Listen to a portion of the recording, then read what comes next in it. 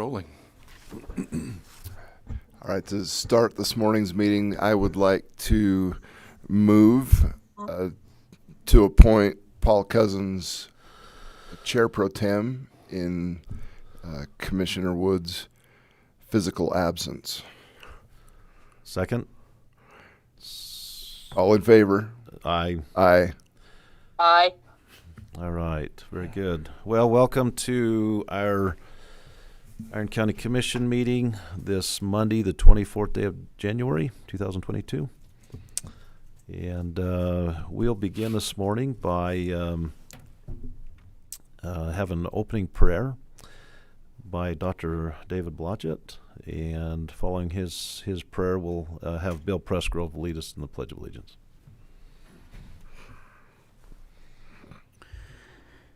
Father in heaven, we're grateful for the opportunity we have to meet together in this commission meeting this day and to be citizens and participants in such a process. Grateful to live in a wonderful part of the world with great people and the many blessings that this country affords us, and this area of the country, this community affords us opportunities to reach our potential, learn and grow, and look out and care for one another. We pray for wisdom in our country, in the politics of our nation, and here in this meeting, thy Spirit might attend our efforts. We pray for a return of civility and for an opportunity to practice the things that make this country and this community great. We are grateful again and recognize the inadequacy of our own knowledge, but that it can be supplemented and made better with thy presence, and invite thee into this meeting, and do so in the name of Jesus Christ. Amen. Amen. Thank you.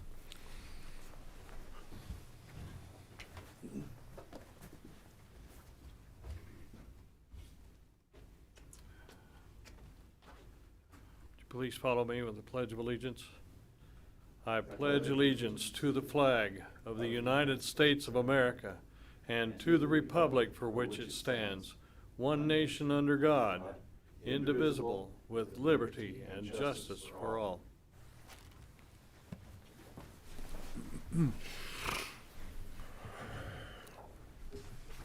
Okay, thank you. Now, John, do we just have this set of minutes, or do we have that special meeting minutes? We'll get the special meeting minutes next time. Okay, very good. All right, so I have a set of minutes before us dated January 10th, 2021. And is there any discussion on the minutes? No. I had a few just minor edits on the flooding issues and the channel arrangement with Cedar City. We tweaked that language just a touch. I appreciate that, John. But if not, we'll entertain a motion. I'd move for approval of the minutes of January 10th, 2022. I'll second that. Okay, it's been moved and seconded. All in favor? Aye. Aye. Aye. Thank you. Okay. And you know what? Hmm?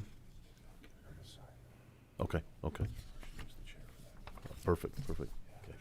It doesn't have to be. Okay. All right. We'll go ahead. You want a motion on the claims? Yes, please. I'll move for approval of claims for payments from January 11th, 2022 to January 23rd, 2022.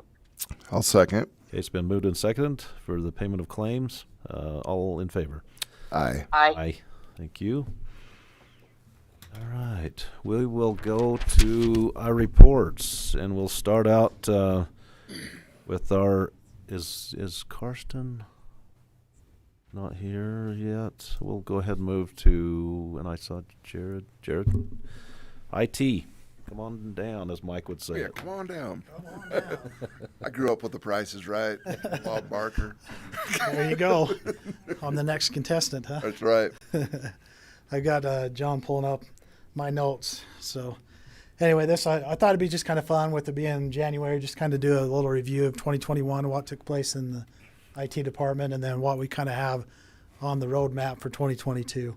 So these are just some of the cool things. If you have any questions after I read through those, I'll happy to answer any of them. But So we converted to a new email server. It's working out really quite well. Took a long process, but we're happy with it so far. And we've updated 2 new of our file servers. That's where all the files are stored from the individuals from all of the departments. We've got about 5 or 6 of those. We updated 2 of those. We migrated to a new financial server, so that's brand new as of last year. And then also to a new web server. And then we had the addition of about, my guess is I was starting to look through it all together, but we have about 4 to 6 new pieces of software now that we're managing that we implemented in 2021. We had 3,416 work orders completed.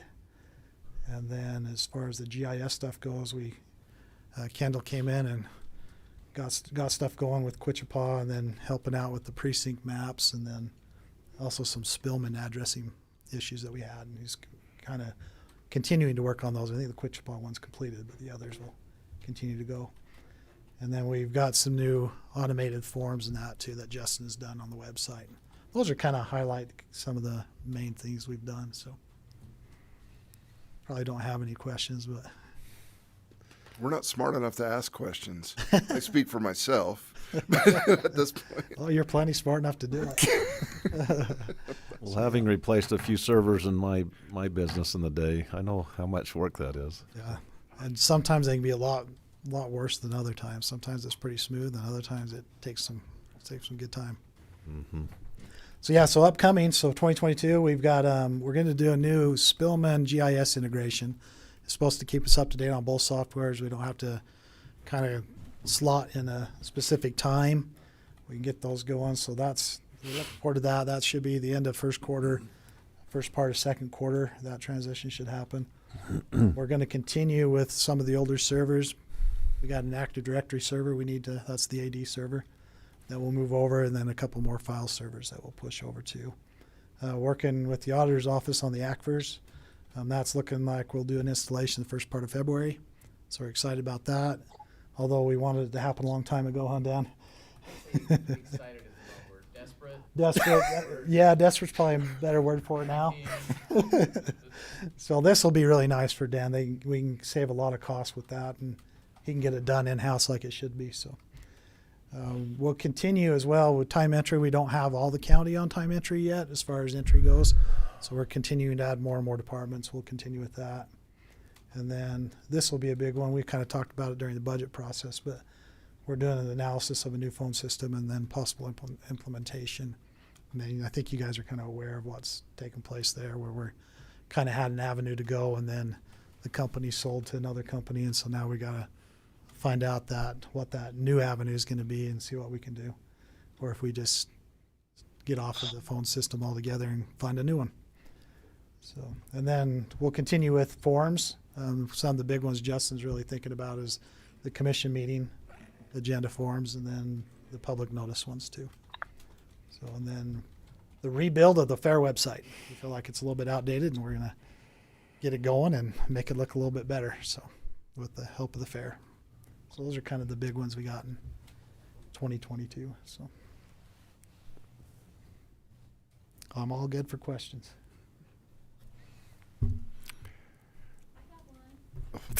Boy. So with the fair, are you guys going to do an in-house system, or are you thinking going with the one they were using for exhibits? So there's the fair website rebuild that I'm talking about is actually on our website. It's not the exhibits. Correct. So right now we're continuing with the party that we have, Fair Entry. We're going to continue with them. So Did they want to expand like we kind of they do want to expand, but we're still trying to get information back and compiled.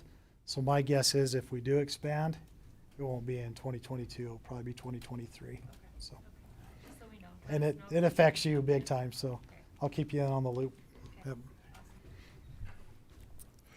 Very good. Oh, thank you. Sure appreciate all you do. Thank Thanks. you, Jared. Absolutely. All right. Our assessor just walked in, so we'll invite him up to give his report.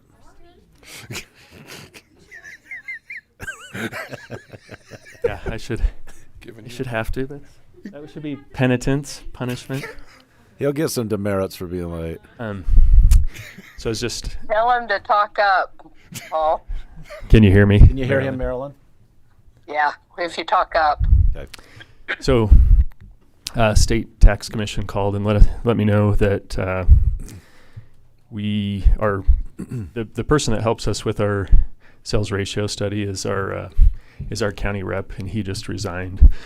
So they are going to reassign us someone pretty soon, either somebody that's already working there or they're going to hire for that. So we're going into our sales ratio, which Trevor is primarily responsible for. He does a really good job. We just don't have a counterpart at the state to kind of see that through right now. So that's kind of our current situation. One of the things I did want to speak on really quickly was in our assessor calls, there's been a lot of discussion about retention, and there's been a real, just even in the last month, I think another 9 assessors left across the state. And it's becoming a really big challenge, mostly because the private sector, the average age of an appraiser, which I've expressed before, is so, old is, I don't want to use those terms, is a little bit, I think it's above 60 years old. And so there's this big vacuum inside of the private sector that's, they're drawing wherever they can to fill. One of the ways that, obviously we're working to change that is, I think pretty much everybody in our tier and above, except for our office and 2 other offices, or counties rather, they have a remote working situation, so they work remotely just to give employees a little bit of flexibility, but also to encourage productivity. There's a lot higher productivity. You lose a lot when you're not, working collaboratively, but you gain a little bit in employee retention, and so that's kind of our intention too as we transition to Puma. Puma is the software that is cloud-based, so it allows you to kind of work from any computer anywhere. We're just kind of looking to the future. You think about Utah, it's, I just read an article in Deseret News that says that the population is going to grow 66% by some date, and we've got, I think, a lot of challenges, that we're going to face statewide, not just with regards to retention in the office, but with growth. So we got some challenges coming up this year. Our big hurdle right away is sales ratio, and we're working on that. We're going to make a few additional changes to the structure of our office this year. We are hiring. I don't know if you saw for the Parowan DMV. We have no plans to close the Parowan DMV, just so you guys all know. It's long term, here to stay. If you could get that in the paper, maybe on a banner headline. Yeah. I do not want to see the mother town come after me. I don't want to be run out of the county. We don't want them to storm the commission chamber. Yeah. Here to stay. So, any questions? No. So you're saying the boomers are retiring and that's hurting? Gosh, it's like crippling our industry. They're trying to make in fact, they've made a significant number of changes at the federal level, just to try to get people licensed. There really is a nationwide crisis in our industry, and it's going to start hitting here in the next couple of years. So, all right. Thank you, Carson. Appreciate Thank you. All right. We'll go to our recorder. Carrie? I was waiting for Carson just to walk out. Doesn't care what the rest of us have to say. All right. Ooh, that's really loud. Turn it to face you better. Prevent the feedback. Yeah, I've got it cranked up. Okay. I feel like that's way too loud. Can you guys hear me? Oh, yeah. So 2 things that Jared didn't mention, but I want to mention because I appreciate IT support so much is as you know, we're transitioning to GIS from our current mapping system. And thank you. Kendall, I'm taking a large part of his time. He's coming to my office every single day at 9 o'clock for at least an hour to train my employees. And then he's doing a class with us once a week. So he's been a really big help, and I really appreciate that. Right. And then as part of my job, I'm also the county surveyor. So they file surveys in my office, and I just recently made that so they can do that online. So I've put all the surveys online and then also made it so they can submit them online. And Justin's helped me with that, and I've appreciated that help too. Both of those things are great things for my office and great things for the public, and they've been a lot of help. All right, so we've had a busy year, as everybody knows. The whole county's had a busy year. Our total recordings were 23,982. So just kind of to compare that a little bit, I went back to like 2005, 6, 7, the last time the market went really crazy. And in 2006 was our busiest year, and we had 25,000.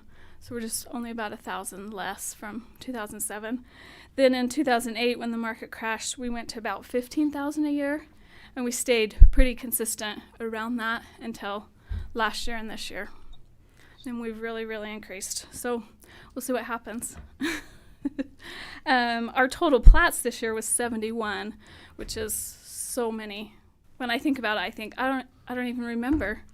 I think in 2007 we did 74. Yeah. So that's pretty amazing. Yeah, it's just been crazy. So there's been a lot of development, which is a great thing, good thing for everybody. My total revenue for the year was $957,000, which is the most we've ever done. Part of it's the recordings, and then of course in 2019 they increased the recording fee, which made a big difference. We created 1,927 new parcels this year. Last year we were at 1,100, so it just keeps going. And then Sunrise has completed 30,788 parcels, and they have about 20,000 to go. How many have they completed? They've completed 30,788. So they're over half. Yes. Yep, we have about 52,000 in the county, so have about 20,000 to go. We're hoping to have that done by September, and we'll be completely transitioned over by then. That's the plan. So, and that's all I have. Do you guys have questions? No. Okay, thank you. Thank you very much. Thank you. Carrie. Nicole, our treasurer. I know, and I have handouts for you all. Thanks. End of year handouts. So Thank you. Thank you. she must not be feeling well. Okay. Well, Are you hearing okay, Marilyn? Yeah, just make sure they talk loud into the microphone. okay, I'll talk loud here. for you, Marilyn. So of course the last time I reported was in October, so just thought I would kind of give a recap of last year, since that seems to be what we're all doing today. So the first paper is our product sales, which just shows everything that was collected and distributed through our department. And we were at 59 million. That's probably the highest that I can remember since I have been here. So we're of course increasing in our motor vehicle, and then property taxes. And then of course we added a couple new solars with our Cove Mountain that took us up a little bit. So collections are up, and that is always good. The second one is just the funds that come only to the county, not to the other entities. And we were over 12,224,000. And that's just the distribution for the general library, health, and then of course some of the things we attached. Our pooled cash is at an all-time high. To end the year out, we're at 57,852,000. So, to try to put that in perspective, in 2000, which I started working at the county in 1999, our end of year pooled cash was $2,535,000. Even looking at 2008 end of year was $4,803,000. 2015, $24,442,000. So we are doing very well in our pooled cash. But I do kind of keep a little running tally of our year-end balances. So if you ever want to have that, I do have that always in my office. Our PTIF rate is not great, but not as horrible. It's a little up. It's up 2.36%. They're predicting that will start going up, which is kind of good and bad for us. Since we're looking at, wanting to bond for a jail, that's not great. But for me, it's great because that means that, of course, my interest is going to increase.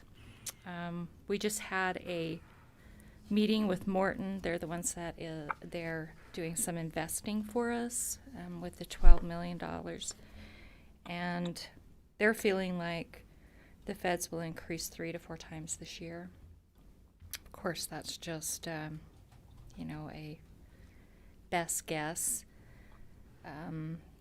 But they are seeing some of their 2-year treasury rates that are already over 1%, which is super good for me and in our investing. So I'm glad to see that going up a little bit. Also, with Morton, since we moved the money and they started investing, they have earned for us, or I guess interest has earned for us, $274,000, and that was $144,000 more than if we would have just left it in the state PTIF. So they're doing a really good job for us, and feel like we really jumped in at the right time with them, and so that's been a really good thing for the county. I'm actually thinking of maybe moving some additional funds with them the next few months and just, take advantage of that really good interest that they are offering, that good rate. The data center, they are the ones that, of course, mail out our disclosure notices and our tax notices, and they are going to start emailing tax notices. Our Tyler system has done that, but there's no way to verify the email went out. There's no way to verify anyone received it, and the data center is working with Instant Payments and a third party that they would have a way that they can verify it was sent, verify it was received. Thereby we could start not sending so many paper notices out, which again would save us a little bit in postage and paper. So we're excited to kind of look at that and see what they can offer. So we'll be, they're hoping that they can have a something ready for us to see by end of February, March. So we're looking forward to that. Outstanding taxes, and comparing to same time last year, we are so dang close. We're at $6,969,000. Last year, at the same time, we were at $6,913,000. So we're up a little bit, but we know why. So anyway, we keep hoping that will. If we were able to eliminate black iron and get that resolved, our outstanding would be under $2 million, which would be so super great. But I just, my budget is great. I'm way under budget. I'll have money will be going back in. So we're doing really well that way. I just want to be sure to thank my people.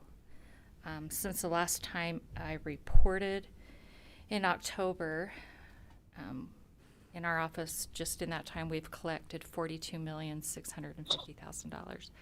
That's a lot of work.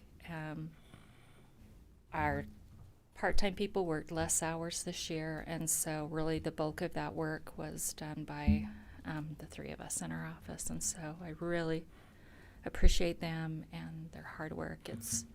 It's a lot to do, and we balance daily to the cent, and we're very prudent with the taxpayers' money, and we do our very best for them, and appreciate working with them, and they're being so respectful with us, and we just feel like we live in the best place and are so blessed to work with good people.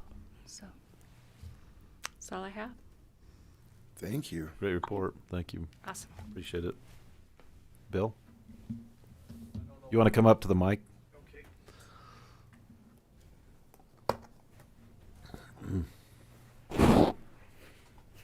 I don't know whether it'll work for her to verify that the people get the emails, but when I send out an email that I want to make sure that they got, I blind carbon copy to myself.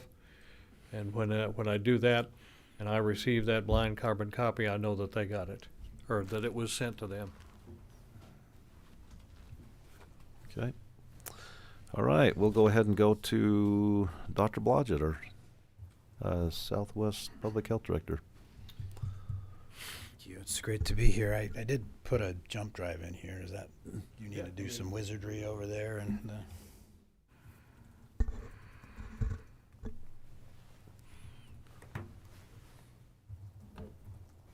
maybe I ought to just have you bring it up for me.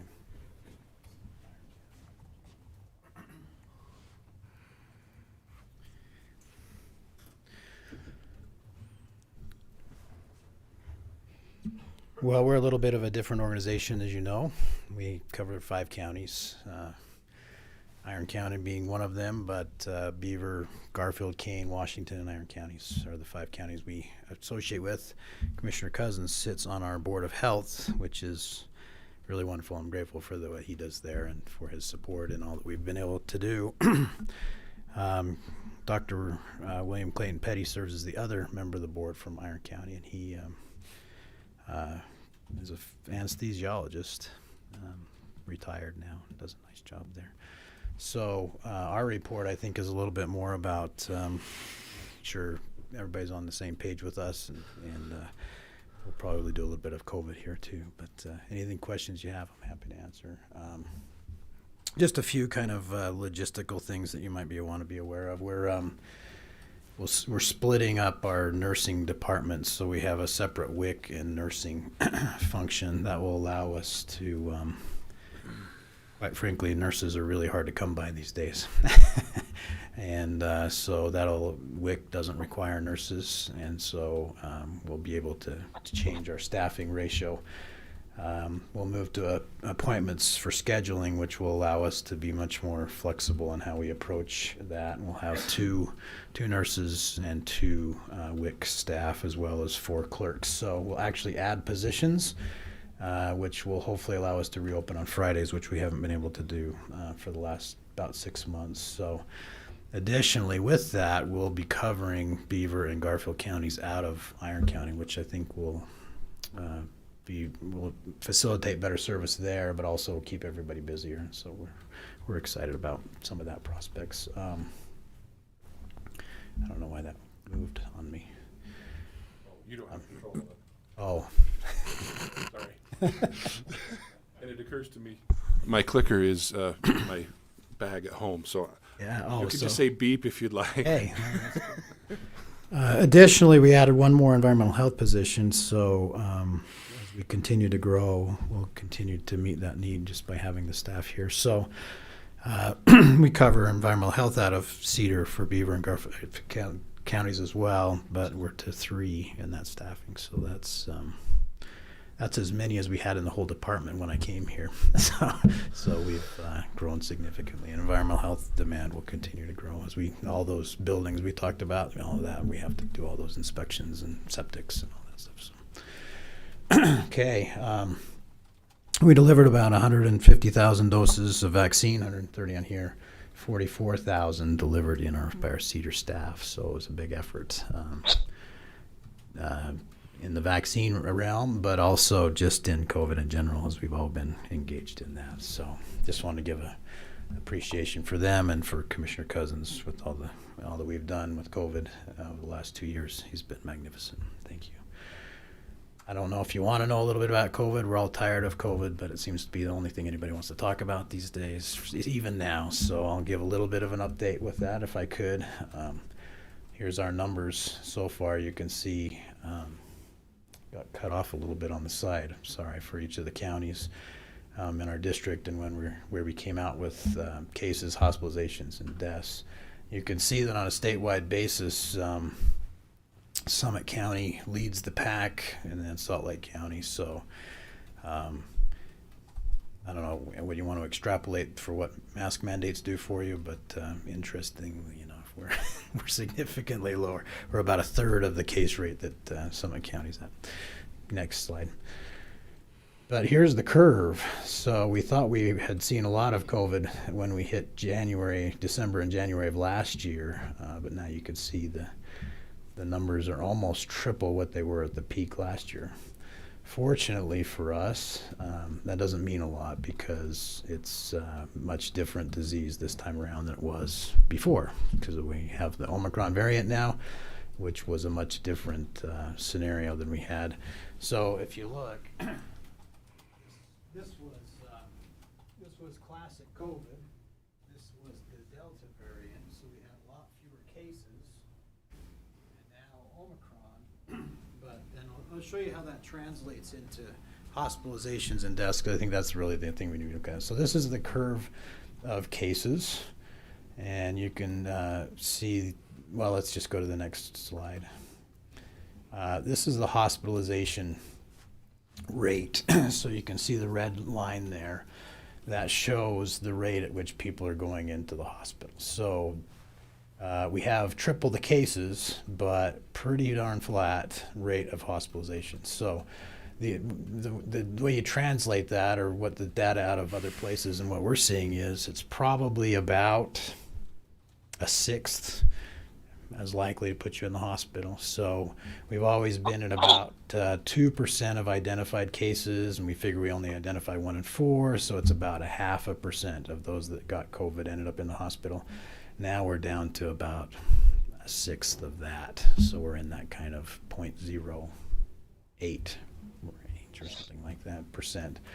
A much smaller, but when you're talking, thousands of cases a day, you still see people in the hospital. So the overall number in the hospital has been pretty flat, up a little bit.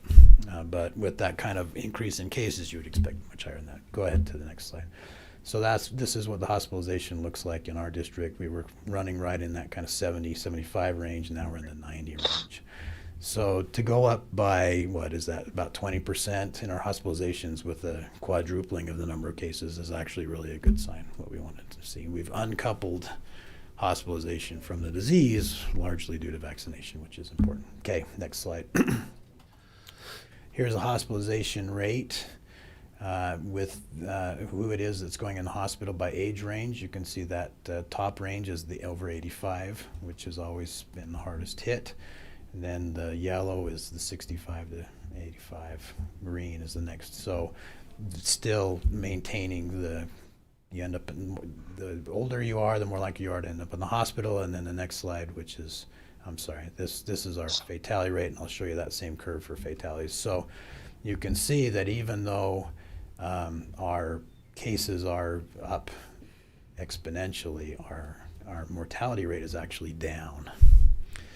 And I called the medical examiner just the other day to say, well, have you found any Omicron cases that are part of our fatality rate? And they have not. So we have some hanging on that were Delta, still in the hospital, because that was only a couple weeks ago, and those people tended to stay in the hospital 3 to 4 weeks. But we have not seen a fatality in an Omicron patient yet, which is good, right? So we've got this huge spike, not translating into fatalities. That's in the 5-county. That's in our 5-county area. Is the Delta variant still floating around out there? Yeah, I think it is. Still being transmitted a little bit? You don't. When you see the I might have it in here, but when you see the chart of what variant we're seeing, it's like 80%, 90% Omicron now, but it's still 10 to 15% Delta, and that one clearly puts people in the hospital at a much higher rate. So I wonder if that's, we have a few deaths, not very many, you can see. But I wonder if those are still Delta hanging on. So if you get Omicron, the variant, does that give you antibodies to protect you from like the Delta? Right. It does. Okay, it protects you from another future. Well, so it gives you antibodies against SARS-CoV-2, right? Which is, and just this morning, you talked about it. The CDC came out and said, yeah, we're pretty convinced that natural infection is a pretty good way to, it gives you good protection against all of SARS-CoV-2 infections. That always begs the question to say, well, do you want to just wait and get sick and take that chance that you'll end up in the hospital and dying, or get vaccinated and then get that on top? So we're at a point where we're probably, 90% of us have either been vaccinated, had the disease, or both. I've got a little bit of both going on in my family. So really, this is what it looks like as a disease changes from epidemic to endemic, and that's where we've needed it to go. It's probably been there for a while anyway, but now it really is reaching that thing, and really kind of track those numbers when they're so large is a lot less meaningful. And so you've seen messages coming out from the state and from us that, like, if you're sick, stay home. That's the point for anything. You don't want to infect people with anything, but we're going to back away. We just don't have the tests available anymore for that kind of volume. We're not. There's a couple of other impacts of that, but I'll talk about it in a second. But let me show you this next slide here. So this is the who it is that's most likely to die slide. So you can see again, that's that 85 and older is that brown line across the top, and then the 65 to 85 is yellow. Almost non-existent by the time you get down below 20. So there have been 2 deaths in kids under the age of 15 in the state of Utah in the entire pandemic for COVID. But that's not what you'd think from the press, right? When they and whether or not that was from COVID or with COVID. So New Jersey started a controversy by they started publishing how many people had COVID that were in the hospital, but then they also started publishing how many they thought were because of COVID or had something else, and it was about 50% were there for something else besides COVID. So we don't have that data. It's not that granular, but it was very interesting to see, and I think it's pretty similar here. Go ahead, next slide. So this is actually a reassuring slide.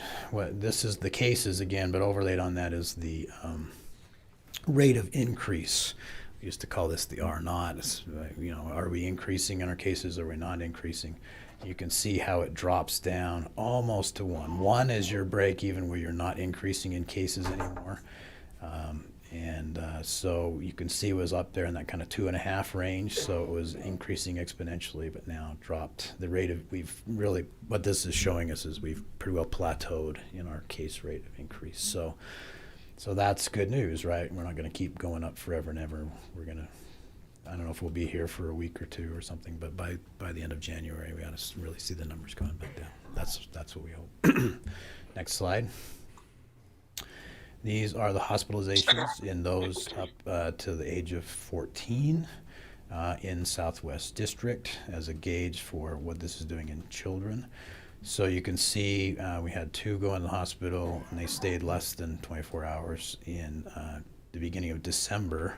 And so I was able to say to everybody, even since Omicron hit, we haven't had a single kid go in the hospital, but we had one about 3 days ago, stayed overnight. So these are really mild, even when they end up in the hospital. And kids go in the hospital a lot for dehydration and things like that. So this is reassuring that we just don't have a lot of kids going to the hospital. Here's the charts showing the difference in risk based whether you've been vaccinated or not. So being a case, you're 1.6 times more likely to be a case of COVID if you haven't been vaccinated than if you are. But then it's this hospitalization and fatality rates where you really start to see the difference. And so, by the way, this is whether you've had boosters or not, and it's been pretty consistent that once you get exposed to this virus, it stops that cascade and all the negative things that we've seen. So you're about 5 times less likely to end up in the hospital and 7 times less likely to pass away.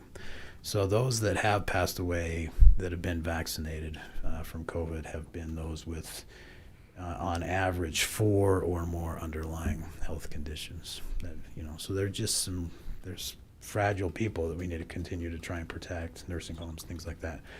But for the vast majority of the population, once you've been vaccinated, that's your get out of jail free card. So, next slide.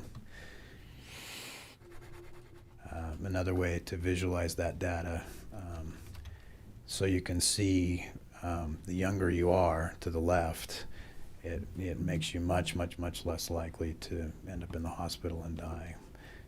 With that over 85 crowd being the most at risk in the blue there. All right, one more slide, I think, or two.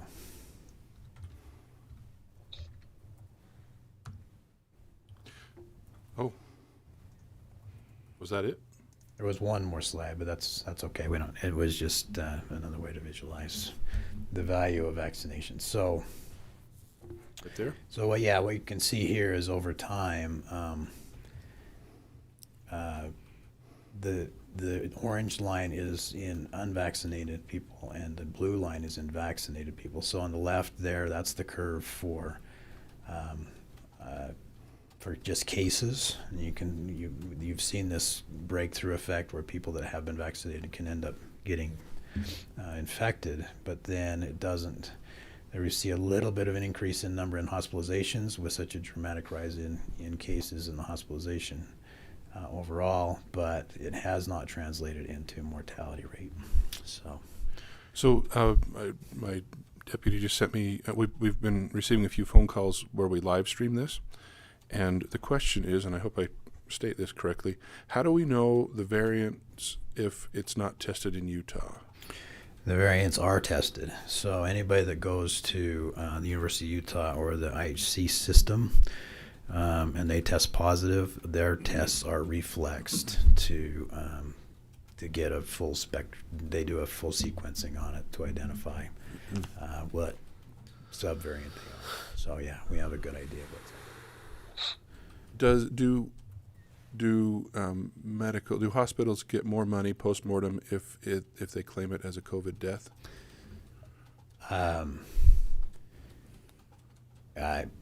I don't know what the status of that is. Initially, there was a 40% premium for having a patient that was a COVID patient.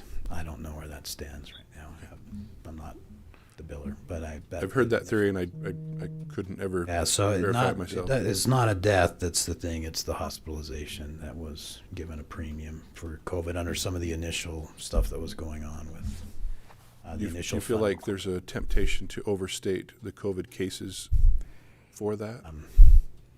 You would hope people wouldn't do that, but you never know. Things that I've heard from constituents. Well, I mean, that's why New Jersey started publishing that data to say here's people that, yes, they're COVID positive, but they aren't in the hospital for COVID. They broke their leg and they also have COVID, which is happening a lot more with Omicron because it's so ubiquitous, right? So even just at our numbers that we have now, that means 3% of the population has it. The highest we've ever had as a percentage of the population is about 1/4% of the population. So there's just a lot more. Well, I know when I had it, I was tested, but no one else at my house was, and everybody else got sick. Right. I mean, we couldn't for sure say that, but at my house it was understated. Yeah, absolutely, and we know that for sure. Probably through the whole pandemic, we've identified about 1 in 3 cases. Now it's probably more like 1 in 6, 1 in 7, because there's in other words, tests, actual sicknesses versus a positive result. Right, versus what would show up on our list as cases. Yeah. Now, there's no mechanism for like the home testing results to make it into the public health domain, is there? So they're asked to report those. So in theory, they should, but in practice, it's pretty spotty. So there's a website you can go on and enter all your information and take a picture of your test and send it in. That can be reported as a case, but it's pretty onerous, and So if you're a testing facility that gets money from the state or the feds, you're required to do that. And so that's the data we really have. The at-home testing is on your own cognizance and hasn't really happened. Awesome, thank you. Yeah. Well, I don't know. Any other questions you have for me? Anybody else? Any questions for Dr. Blodgett? Not for me. That was very comprehensive. Thank you. It's sure privilege to be your health officer and to work with you. Yeah, appreciate Well, it. and Dr. Blodgett, having worked with him for 30 years now, he's amazing. Does a great job for us. Hey, wonderful. He's not afraid to speak his mind at the state level. Sometimes they listen, sometimes they don't, right? Yeah, mostly not. But, So we try. But he sticks up for what he believes, and I really appreciate that. Thank you, commissioners. Thank you for Thank that you. report. Appreciate it. All right, we'll go to commission reports. Mr. Blake, do you want to go first? Sure. Couple of things this last week. We were able to, and when I say we, emergency management, George Colson, was able to get Narcan through basically free through a grant program. Narcan is a drug that counteracts opioid addiction. It doesn't counteract the addiction, it counteracts the overdose. Was able to get a significant amount of that to dispense among the local police departments and local fire departments. We've got all the police departments covered. We're working on the outlying fire departments and should have that caught up this week. Make a trip to Canaryville and Bryan Head and Paraguna and make sure that they've got access to that drug. Just speaking personally as being a first responder, I don't even know how many lives we've seen saved because of Narcan. Dozens and dozens here in Iron County. It doesn't speak well to our opioid addictions. We have way too much opioid use, but we do have a pretty significant method to save those lives. So that's been a really good thing.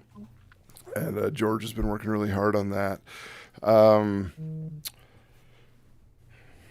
I didn't write down any notes. I feel like I've been running around with my hair on fire, but I can't remember exactly what I've done.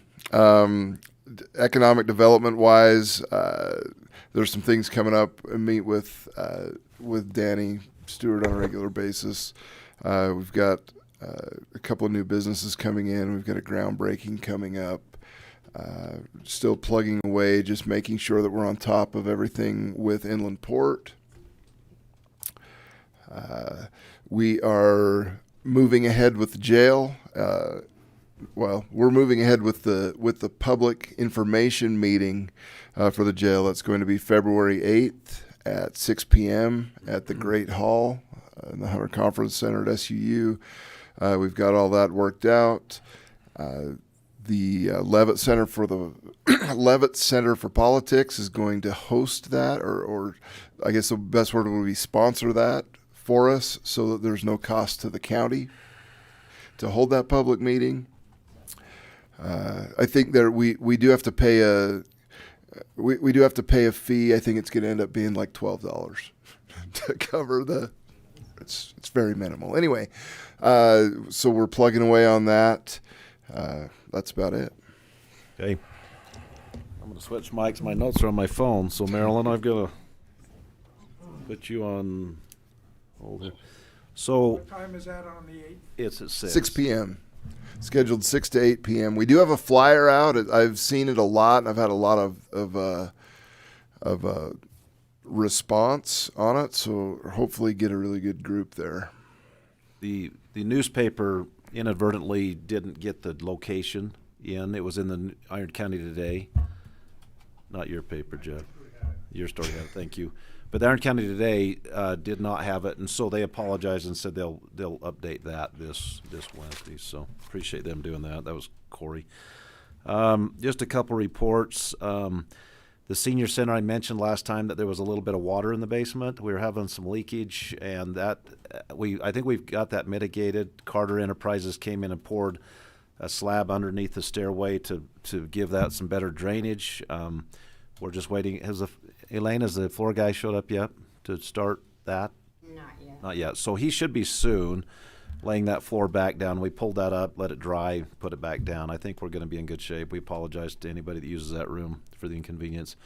I mentioned last time a new agreement with Cedar City and maintaining some of the flood channels.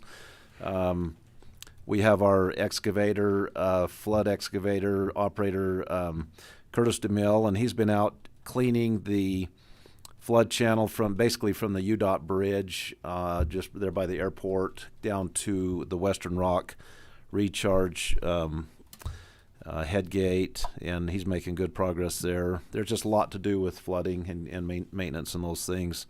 I just got an email this morning. We met last week. We've got an issue out here by Ralph and Donna Lister's place just north of Paragouna. And we met there, a whole bunch of us, UDOT and the engineer and different people. We've got a meeting set up with the challenge we have there is there's a high pressure gas line on the east side of that road, which has actually floated one time because it's very shallow and it actually floated due to a flood. And so we're trying to figure out how to get that water to turn and go north and still not disrupt that high pressure gas line. So it's a little bit challenging, but we're working through that. We're getting some excellent recharge in the Cedar Basin at the Western Rock. A lot of that water coming down the canyon. It's beautiful, clean winter water, and it's going into that pit and recharging into our aquifer, which is wonderful.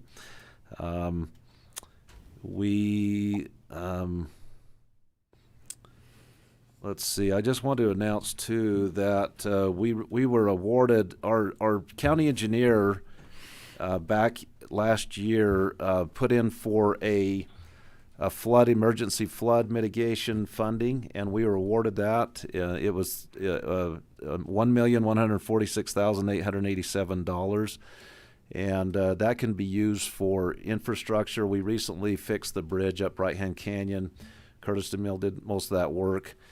We have about 25% match on that money, but because we do a lot of that work, that qualifies. So that was awesome to get that. And so, and then one real quick thing is they're building a new receiving center in St. George, and that's for mental health situations where maybe people that are having some mental health challenges in their lives, rather than being arrested, the officers will give them a choice to go receive maybe some help they need instead of going to jail. And so the challenge for us, we don't have one of those. I think someday we want to pursue that, and I know there's a lot of interest there. The challenge is staffing those and the expense and how much demand we have. And I was visiting with Ken Carpenter, our sheriff, this last week about that, because Washington County is very generous in allowing us to use that receiving center. It's going to be an awesome facility. But the challenge with law enforcement, Commissioner Blake could speak to this, is the time to transport those individuals down to the center. And I was asking Sheriff Carpenter if we could use our VIPs, our volunteer in service. Is that what it's called? Volunteers in police service. Police service, yes. Thank you. And if we could use them, and he said there maybe, but probably not. There's some other options he's exploring. But anyway, there's some things, some discussion there. We talk about that center. All Yes. family members can take their people down there. I just wanted to add that. Right, and we'd talked about that too. That you know, if there's obviously families have a vested interest in helping their loved ones, and sometimes law enforcement could turn them over to family to transport them to get the help they need. So thanks for. Is that Southwest Behavioral Health, or is it Sheriff's Department? Who? The receiving center? Yeah. It's basically Washington County that's doing it. But it is, we talk about it in our board. I don't know what the arrangement financially is. I know I think they've received some state funds for that. And so, but yes, it's going to be an awesome resource, and it's available to, other 5 county, participants in that 5 AOG. So, Also, Paul, there's that other committee that's looking at that in Iron County, with Milton. yes. Thanks for that. Yep. Marilyn, go ahead, and you have a report for us. Go ahead if you're ready. Yeah, That's all I have. I have just a little bit.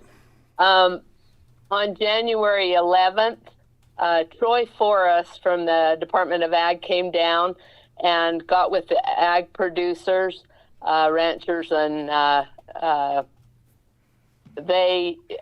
this work meeting we do every year, and we get together with the producers the first day, and we talk about issues that we have with the BLM, Forest Service, the different agencies, and we write down a lot of issues that we're having. And then the next day, on the 12th, we have all the agencies come, and then some of the producers come back, but it's during the day, and so a lot of them are working, but they go over all of the issues that we're having, and it's been really great to go through these with them. I know it's so challenging, especially right now with the Biden administration. There's environmental groups that have been very emboldened, like we've talked before, and there's some other things that they're pushing through. I read an email this morning about a committee that they're trying to put up to try to regulate the BLM out of Washington, D.C., which I think is a really, really bad precedence. And also the environmental groups trying to push more wilderness in Utah. So those are things that we need to really watch out for, but these were some of the things that we talked about at those meetings. On January 13th, of course, Ken Ivory came. Paul was in charge, pretty set that all up, and it was a great meeting. Talking about that very thing, the overreach of the federal government on public lands. And he talked a lot about federalism and how we as the people need to stand up and that's the way that our republic was set up, is that the people, if we allow them to do that, that's what happens. We get overrun. Anyway, that was a great meeting, and then I had to leave early because Parowan City Council, of course, passed the Fairgrounds agreement. We put a little more language in it that they were concerned about, and we'll have that later on in the agenda today also. And then I just wanted, I thought maybe Mike could talk about the jail meeting, and we could, promote that again. We really need to on February 8th. Yeah, I did. yeah. He brought it up. Okay. All right, very good. All right, is that it? All right. That's it. Okay, very good. Did you have something? No, she's just not by the microphone, but it's okay. Let's see. Okay. Well, we'll go ahead and it's 5 after. Let's go ahead and take a break, and we'll reconvene this meeting at 15 after 10.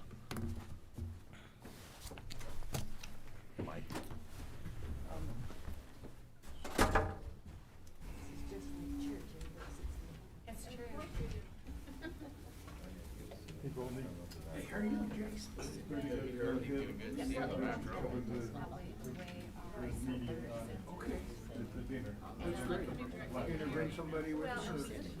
Yeah, so I would like to use right now. Okay. So I'll be covering it. Thank you. Super. Well, you're very welcome. Yeah. It'll just be me. I saw that Heather scanned in. I appreciate that. Yeah, she's not a big one for my wife, but she'll be there because she does everything. Well, good. I'm glad that you're going to come. That's awesome. Well, it's getting close, yeah. Thank you for inviting me. Yeah, I renovated it. I'm just going to swap some hours on Saturday. And then as far as the goes, we just have to watch it online.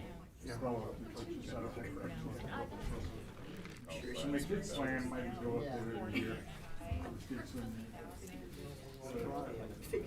Even if you can do it without having to drive, that'd be great. Hey, I ain't gone up there. I like watching the kids swim, especially at the state level.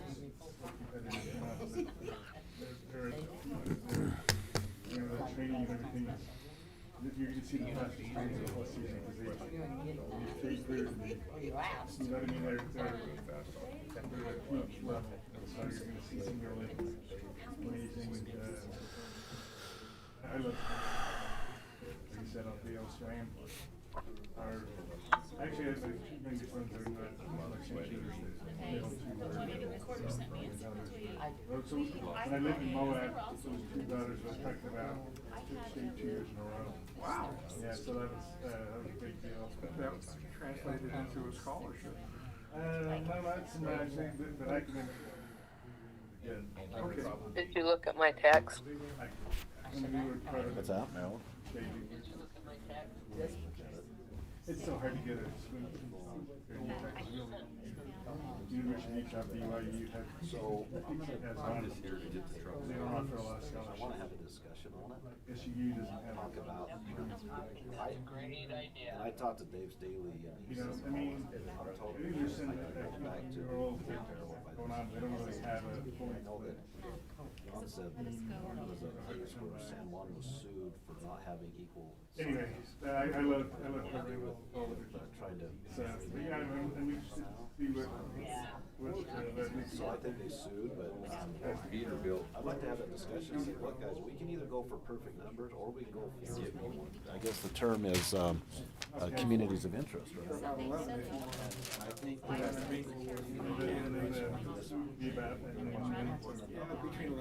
that's really.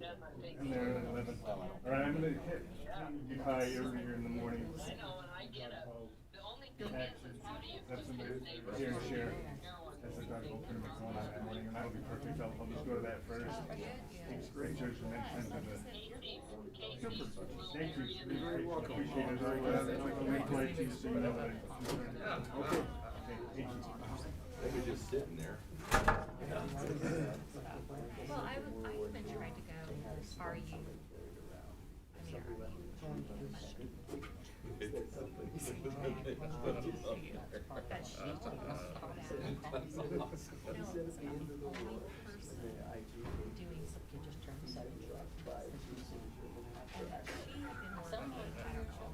They even put it on the group and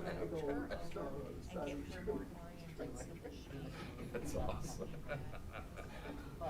Yeah, we could do that. Wade has them stickers. We could just put it on. Yeah, we don't even need to do the We don't need to stay. Wade's got stickers. We can put it right over the Sunrock sign. You can borrow a little bit longer.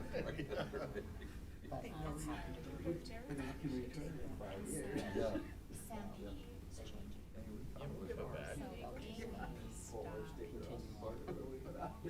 I think my sister-in-law and That's awesome.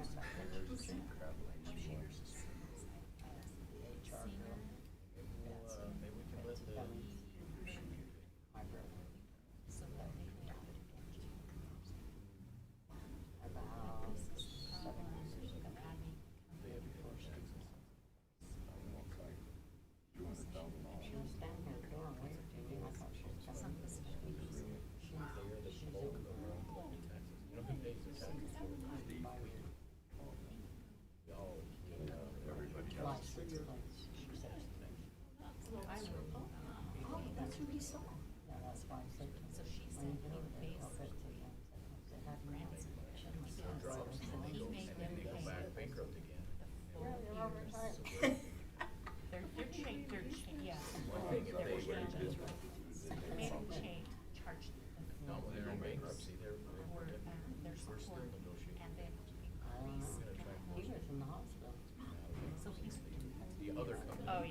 that's the thing. It's just, oh no, that can be used in Vacate. Oh, yeah. Put on a different hat with Oh, a yeah. logo on it. And so she goes, No, I think this is we're still trying to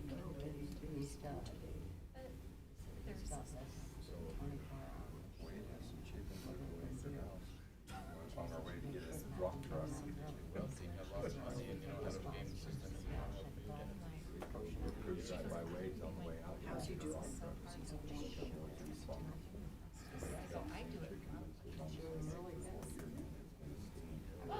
One of the kids, we used to take those eggs and gather them up in cans.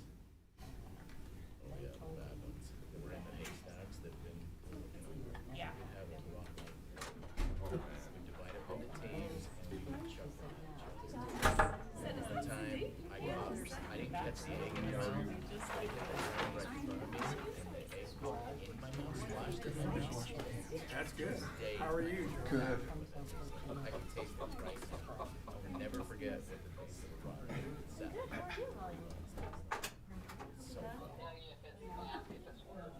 So That's Yeah, you're live now. All right. my older brother No, anyway. we had rotten egg over. Well, we could, but I was just like. He never got into that. My buddies I wrote them down. That's not mine. You know, I wonder if I bumped the chair or something. How are you, Valney? It was nice to see you. I need some help, I think. I'm trying to find the text that Ken Ivory sent to you and I that had that, The Dropbox link? yeah. Yeah, I've got it here. Marilyn's commandeered my phone, but I'll move it away from the mic. Let's see. Oh, it was a group text.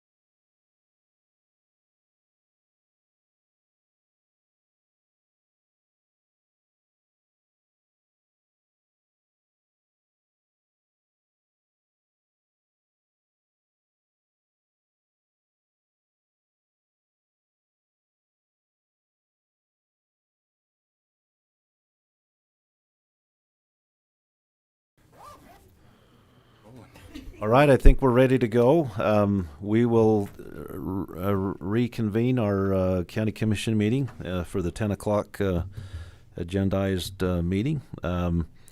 Before we start with the agenda, though, I want to turn a little time over to Commissioner Blake. We've got a little presentation in recognition of me. Elaine, will you come up to the podium, please?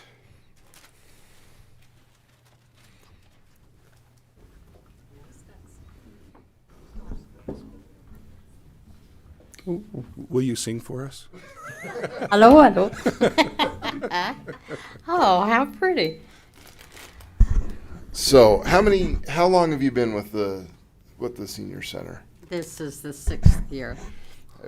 Well, Elaine is our activities director at the Cedar Senior Center and does a fantastic job with it and kind of keeps things moving along and keeps our seniors happy. And I know that it's not all sunshine and roses because sometimes we have to get involved in personnel issues and things, but you really have done a fantastic job and we really appreciate what you do. So on behalf of the commission, we'd like to just give you a little token to put on your desk and thank you. We really appreciate you. Well, I appreciate being over there because I was just going to tell Elaine, you. pull the mic down so we can hear you. Oh.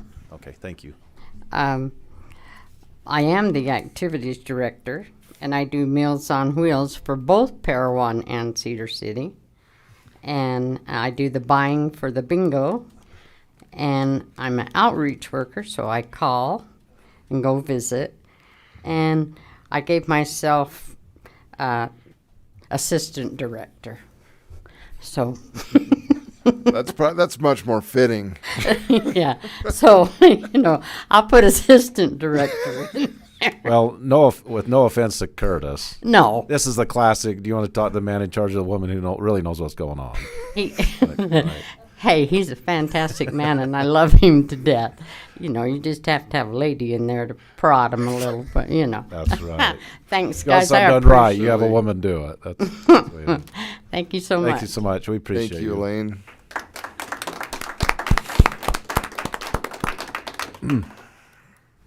All right, thank you.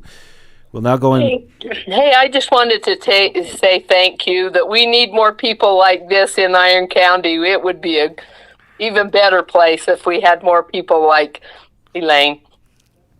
Yep, amen. Thank you. I even tell Paul what to do. Elaine gave me my start. When I was 16, Elaine hired me at Wendy's. She was my boss back in the day, and that was a lot of fun. It was. Want to share anything? Any of that feedback on that? I also good. worked for Elaine at I learned how to flip burgers.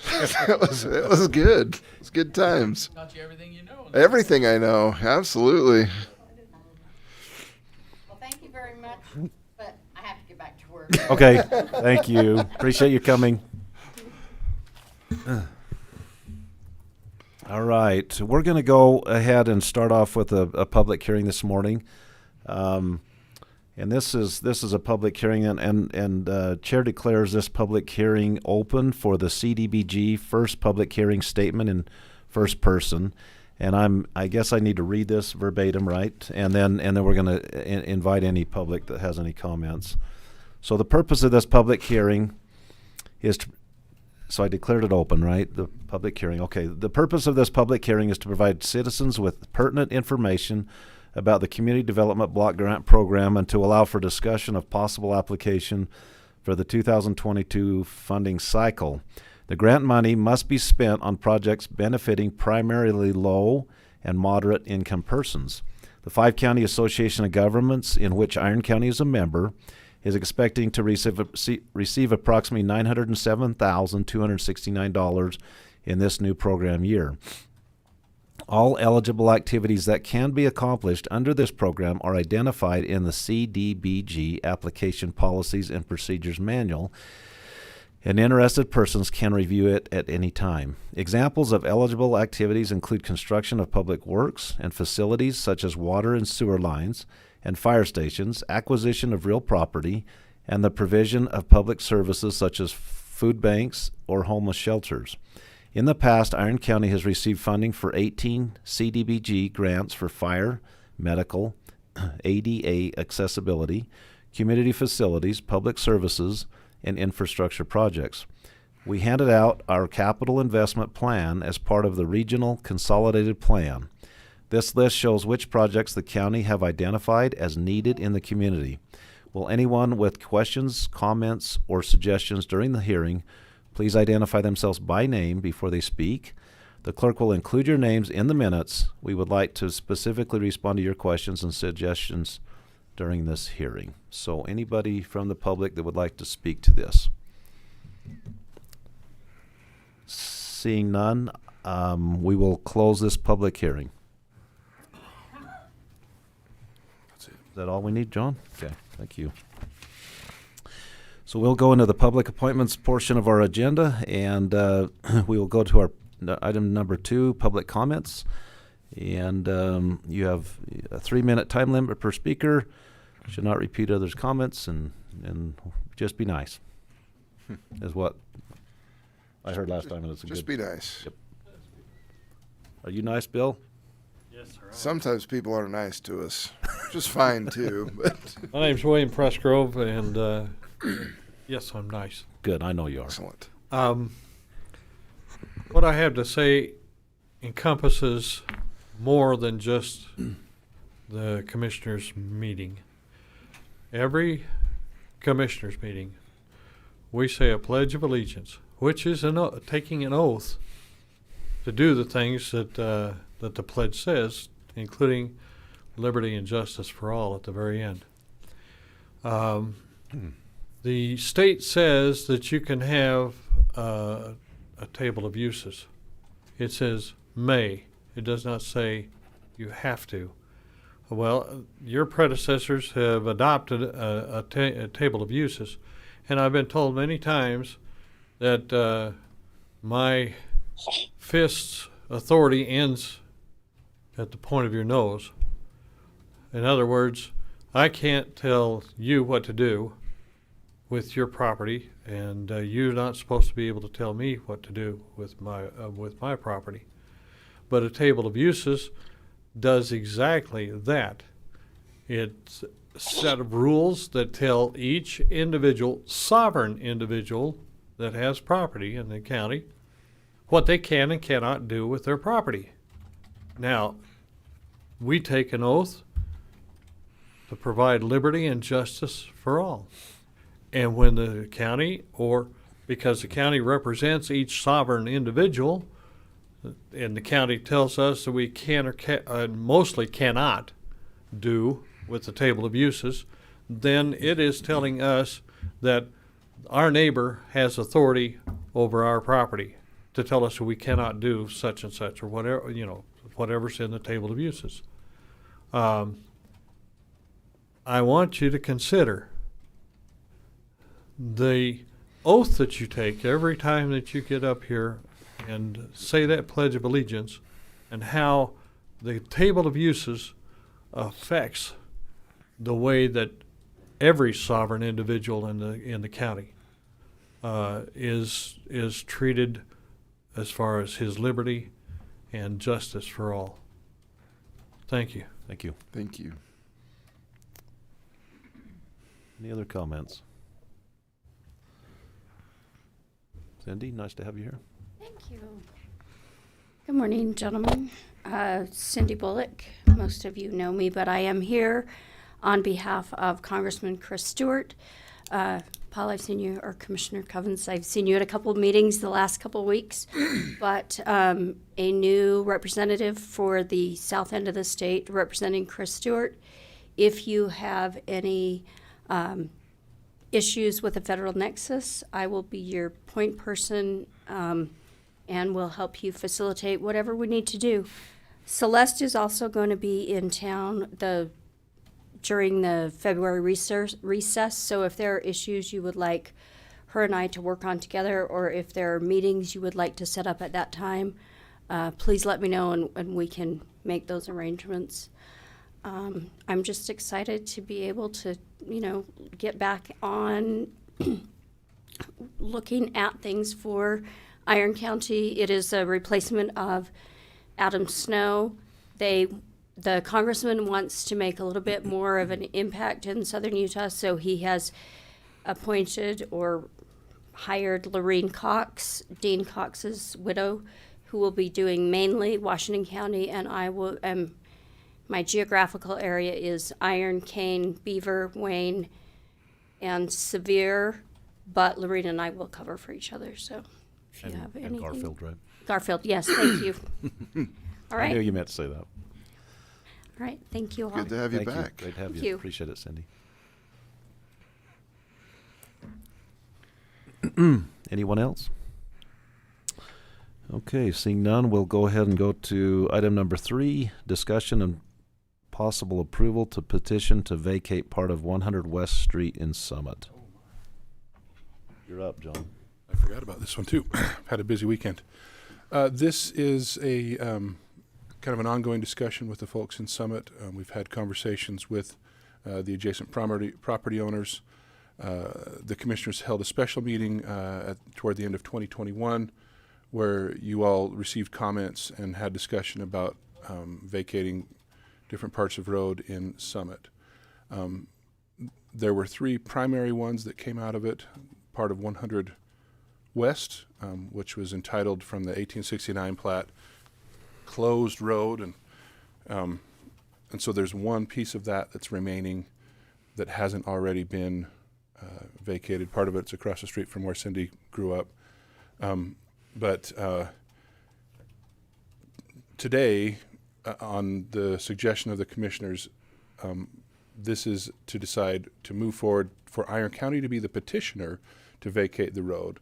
In this case, under the law for road vacation, citizens can do it, but also a municipality can. And so in this case, this is coming before the commission for the commission to give me the authorization to begin the process and for Iron County to be the petitioner to vacate this section of roadway.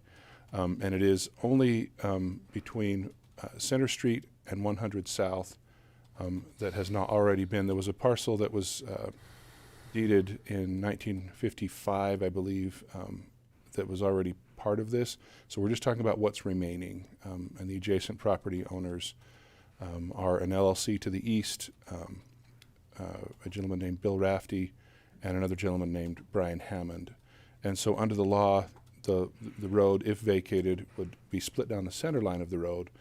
The adjacent owners on the east, the LLC, would receive that half, and on the west, along the center line and perpendicular to the center line, Bill Rafty and Brian Hammond would receive that property to the west, and then the road would be vacated. In the past, it wasn't done this way because the law was different. John, was that going to be a separate parcel number, or would it combine with the existing? When I've seen them in the past, they've been separate numbers. Carrie, do you have any guidance on that? Just curious. Could you come to the microphone? Sorry. Sorry. Probably not that important of a question. So we've done it both ways. Normally, we don't have a legal description for the whole parcel, so we would make it 2 separate parcels. We don't have to. We can do it either way. So. Okay. All right. And I don't imagine that would cause what would be considered an illegal split, as it's part of an ordinance that's ultimately it's done by ordinance by the county. There were 2 other pieces, Jack Noble on the east along 100 South, and it was determined that there were parcels behind there that were desirous to be developed down the road. And so he's occupying that, but discussing it with Sam, our deputy county attorney, we would probably write a letter just explaining that, at some point he would probably have to vacate that area, as the road is still a dedicated road, and he's just been occupying it. There's another one on the south, for basically the south end of, I believe, Center Street, where a guy named Steve Stevens owns on both sides. And those two were parcels that the commissioners didn't feel comfortable. I'm talking to you in the third person, where you all didn't feel comfortable moving forward with that. And so in this case, we're just moving forward with the one piece that you all felt comfortable with. That would be correct. That's the one I felt good about, was that only one. So I don't know Yeah, if you- yeah. Yes, we've had a lot of public input on that and spent a lot of time trying to decide what's best for that. That's accurate. Absolutely. Okay. Entertain a motion. I would move for approval to petition to vacate part of the 100 West Street in Summit. Second. It's been moved and seconded. All in favor? Aye. Aye. Motion carries. Thank you. Item number 4, discussion approval of 2022 annual cooperative agreement between USU Extension Service and Iron County. Kathy, thank you. Yeah, thank you. I am here today representing the Iron County office of USU Extension. And for, I don't know, maybe close to 100 years, who knows how long it's been, we've had a cooperative agreement between Utah State University and the county to house an office here in the county and provide services to the public for things relating to agriculture, 4-H youth, family and consumer sciences, horticulture, agriculture, and all of that. We were fortunate to receive a budget for this current year and are grateful for the endorsement of the county commission for allowing us to do what we do. A copy of that agreement was, for my part, I completed the agreement according to the budget that we received from Iron County Auditor Dan, and that should be in your packets. And I'm here today to present that and ask for an approval vote so we can get signatures and get that submitted to Utah State University. All right. I just wanted to thank Kathy. She's such a great lady and does such a great job in the extension office. Should I make a motion? That'd be Sure, fine. yeah. Move for approval of 2022 annual cooperative agreement between USU Extension Service and Iron County. I'll second. Okay, it's been moved and seconded. All in favor? Aye. Aye. Appreciate you, Kathy. Thank you very much. So much. Thank you. We just feel like we have a great relationship with all of you and appreciate the opportunity we have, especially working with Marilyn directly as our liaison with the commission. Thank you. Thank you very much. Thank you. All right, we'll go to number 5, discussion and possible approval of vehicle transfers between departments. 2013 Ford Explorer from Extension to Sheriff/Victims Advocate. 2014 Impala from Fleet Pool to Council on Aging's COA, and 2007 Impala from Fleet Pool to COA, and a 2015 Chevy 1500 from Sheriff to Corrections, and a 2000 Ford F-150 from Sheriff to Tourism. Wade, you want to? Hey, 1 second before you get started. Wait, I have a question for John really quick. Skipping down to item number 8. Do I need to figure out VIN numbers on that? Why don't you guys work on this and I'll work on that? That was another one that I didn't have a chance to, but Chanel may have, so. Okay. I just, sorry. Well, you're good. We were hoping. Trying to make life easier here in a few Yes, minutes. thank you. So that last vehicle you said you said 2004. I think it's a 2011. From the Sheriff's Department to Tourism. Yeah, Anyway, did I say 2004? I think you did. I I'm don't sorry. know. Maybe Yeah, I it's had 2000. some It's listed correct. Okay, so basically those vehicles that we're making transfers, we're just trying to weed out some of the older stuff. Some of these have, the ones that we're trading these for have issues. So we're just trying to, we're having a hard time still getting new vehicles to come in. We're just trying to do with what we have and swap things around a little bit, so. Okay. How are we doing on receiving our new vehicles? Not very well. Not very good. No, I talked to him this morning, DJ with Young Automotive. We've got one that's on the ground, one that they've got in. The other ones he was going to give me a report on VINs, if they've been assigned yet or not. But he says a lot of times a lot of those vehicles they're built, but they're just sitting. So still waiting for chips. Waiting for chips, and they've had some other issues with with sickness and stuff in their departments. So, So they build the vehicle, and then once the chip comes, they plug it in, and it's ready to go. But so that's the biggest. Yeah. all right. Well, this January, it looks like it's moving back to February. So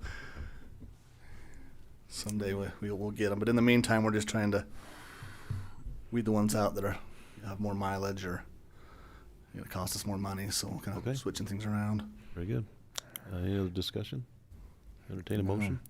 I would move for approval of vehicle transfers between departments. First, a 2013 Ford Explorer from Extension to the Sheriff and Victims Advocate. A 2014 Impala from the Fleet Pool to Council on Aging. 2007 Impala from Fleet Pool to Council on Aging. Council on Aging. To a 2015 Chevy 1500 from the Sheriff to Corrections.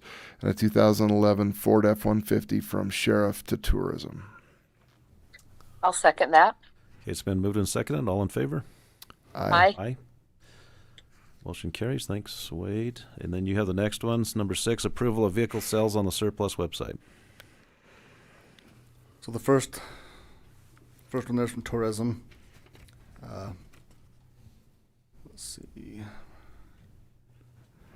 It's an older vehicle. It was one that was used. I mean, it's been there for quite a while. It's ready to go. It's got quite a few issues. And then the next list is the Burl Fire. It's all that stuff that we've received from out in Burl. Weed department, ATV. He just replaced it, so this one's ready to be cycled out. And then with the transfer of the Impalas to the Council on Aging, we'll get rid of this Buick from their department. So. You want me to sign these or wait till?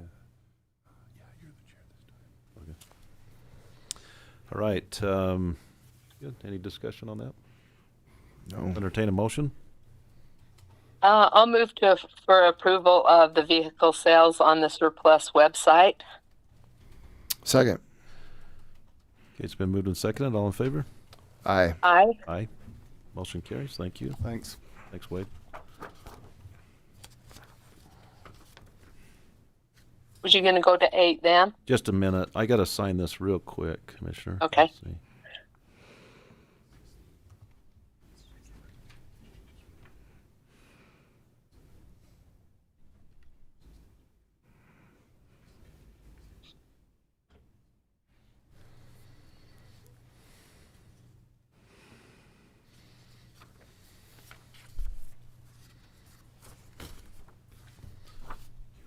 Okay, so we'll go to 8. Discussion and possible approval of the donation of 2 patrol pickups from the Sheriff's Department to the Parowan City Police Department for volunteers and police service. Okay. Volunteer use. I can speak to that a little bit. Let me. Oh, hold on. I can give you a little bit more information. Look at this really quickly. Okay. We don't have VIN numbers, but I do have license plate numbers so that we can at least mention that. Go ahead, Dan, and then I was just gonna say I'll fill in the blanks. I was involved a little bit with this when we very first started talking fair stuff, and I think Marilyn, it seems like you were involved with this as well. We were talking about the transfer of the fairgrounds, and at the same time, Chief Berg from CC or P, what do you call it? Parowan Police Department. Parowan Police Department, PPD, actually had reached out to me that same day and said, "Hey, do you guys have any of your VIPs trucks? As you guys you're doing your new, police stuff. Is there any way we could acquire one of these trucks on the real cheap, because we're trying to start a VIPs program?" And I kind of somewhat in jest, but also somewhat seriously said, "Hey, well, we can throw in a couple on the to sweeten the pot on this fare transfer deal." And it was like I said, it was kind of a little bit in jest, but the more we thought about it, we thought, you know what, it really doesn't necessarily have to be tied to the fare transfer agreement, but if we have a couple of vehicles that are I mean, VIPs are light duty use. They basically, they drive around, they check on things. They're not that heavy duty use, and so since we are going to be cycling out some vehicles as we roll out the new fleet, we figured, this would actually be a good working agreement. So whether you want to consider it as part of the fair transfer agreement, I know it's nowhere in the agreement, but it's kind of, that's how it all came to fruition, if you will. So it was. Is Bruce still here? Bruce, this is one of your drug deals. We've taken inspiration from Bruce and his vehicle drug deals. A little bit of a horse trade, but I would just say that it is kind of a horse deal, but those volunteers will also help us at the fair, so it's a win-win for everybody in the county. And also, let me point out, these trucks get used, right? And by the time they've gone through the full cycle of use with the sheriff's department, if they've hit a couple of deers and been replaced, right, deers, and then they spend time as VIPs. If we were to take this vehicle and spend all the time and money to strip everything off of it, all the lights and sirens and all that stuff, there's not a lot of real value left in that truck, especially as much as it is used. But it is still have life that could be used as VIPs. So this is probably highest and best use is my whole point. Okay. All right. I assume, Marilyn, you mentioned 8 because you wanted to get all the vehicles done at once. We'll go back to 7 now, and we'll go ahead with the let's see. We need to vote on that, though, don't we, first? Yeah. So I'll entertain a motion. Sorry. All right, hold on. Wade might have VIN numbers for us. We're conducting a lot of business via text message here. So to just clarify, we've been working since last Thursday to try and get the VIN numbers for the vehicles so that we could have a higher degree of specificity in the meeting. So far, we've been unsuccessful. The vehicles that would be transferred to Parowan, that is. Yes. All right. So I will. Where are we? 8. So I will move for approval of the donation of 2 patrol pickups from the Sheriff's Department to Parowan City Police Department for volunteers and police service volunteer use, and add the best identification that we have right now, our vehicles bearing Utah plate 516606EX and 516010EX. I'll second that. It's been moved and seconded. All in favor? Aye. Aye. Motion carries. We'll back to 7. The discussion of possible approval of an amended agreement with Parowan City regarding the transfer of the Fairgrounds to Iron County. Okay, so this is back on our agenda because there was a change that Parowan City had made, and it was on page 5 of the agreement under land to revert to Parowan if fair is relocated. They created a subsection B, and I'll just read it. No portion of the property described in Exhibit B shall be encumbered, subdivided, carved off, deeded, transferred, sold, or exchanged by Iron County, and shall be held and retained by Iron County in fee simple absolute. If at any time in the future there is the possibility of foreclosure, conveyance, or any claim of interest or entitlement is made against any portion of the property described in Exhibit B, the property shall be transferred back to Parowan City by Iron County unless Parowan City otherwise consents in writing. So that was the only difference to the agreement coming out of their meeting, which seems to be in the spirit of the discussions that were had. Okay. You any discussion? Can I just say something? I just wanted to say how much I appreciated Parowan City working with us. They've been fabulous. Some of the local people have got involved in it from Parowan and some from the county. But it's been a really, really enlightening process that we've gone through with this. And I just want to tell them how much we appreciate them working so well with us. And we've always worked well with the county's always worked well with Parowan, and this is no exception. And I'd like to just echo, I'm excited for the prospect of what this facility overall, there's kind of the county part and the city part, and I'm excited for what the possibility that it has down the road. I think it's going to be a great recreational complex moving forward. Any other comments, Mayor? Do you like to recognize Mayor Halderman? No comment. Okay. Okay. Add a couple more whereases. We do not want to. Should I make a motion? Please do what, please, Marilyn, get us Going. please. Move for approval on an amended agreement with Parowan City regarding the transfer of the fairgrounds to Iron County. Second. Okay, it's been moved and seconded. All in favor? Aye. Aye. Motion carries. Thank you. Very good. I'll fix the name there, but you're the chair pro tem. Okay. So. Go ahead and sign it, and I'll Okay. white it out and type it, retype it. Awesome. Thank you. All right, number 9, discussion and possible approval of switching the county fuel card program to a state contract with WEX. Mr. Jaslin.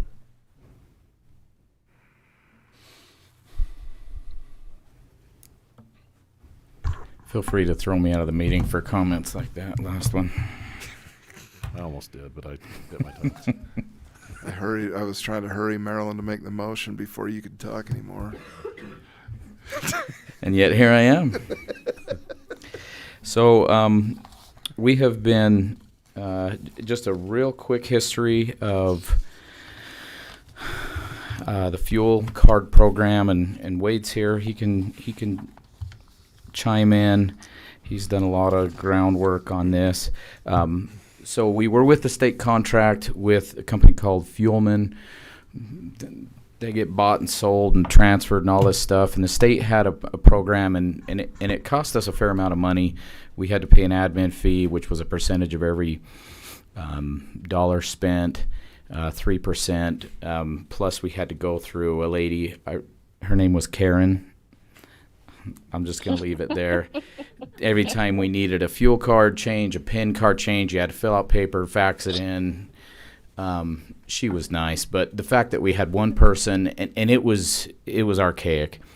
And so the state actually left Fuelman with a state contract with the state fuel network, and they went to a different company. And at that point, we decided to go direct with Fuelman, which we could avoid the 3% fee.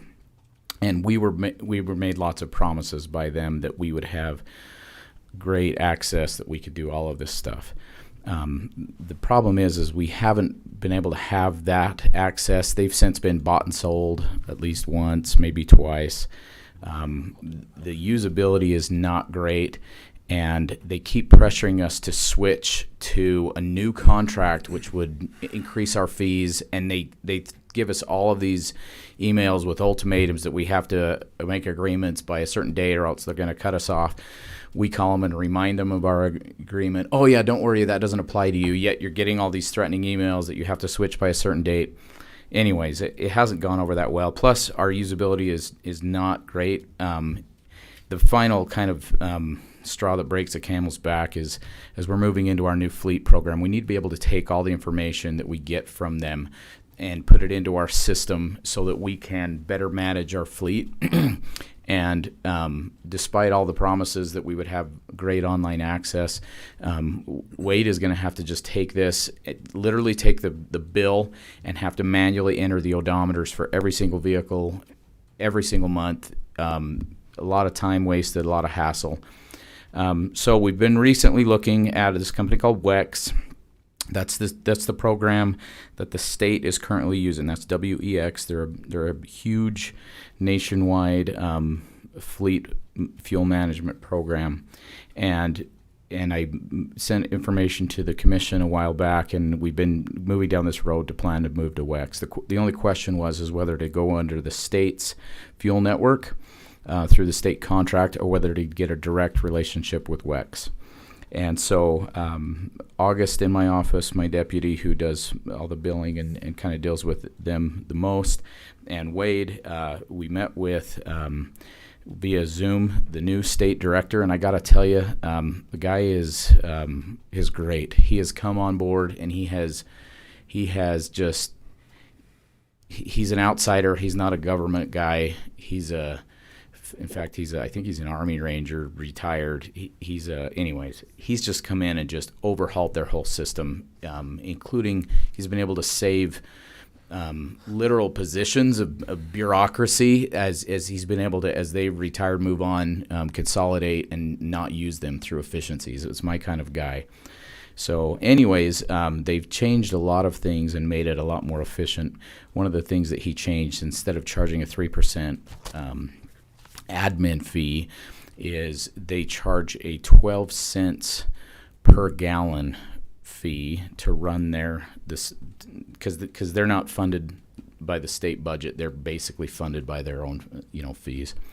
Long story short,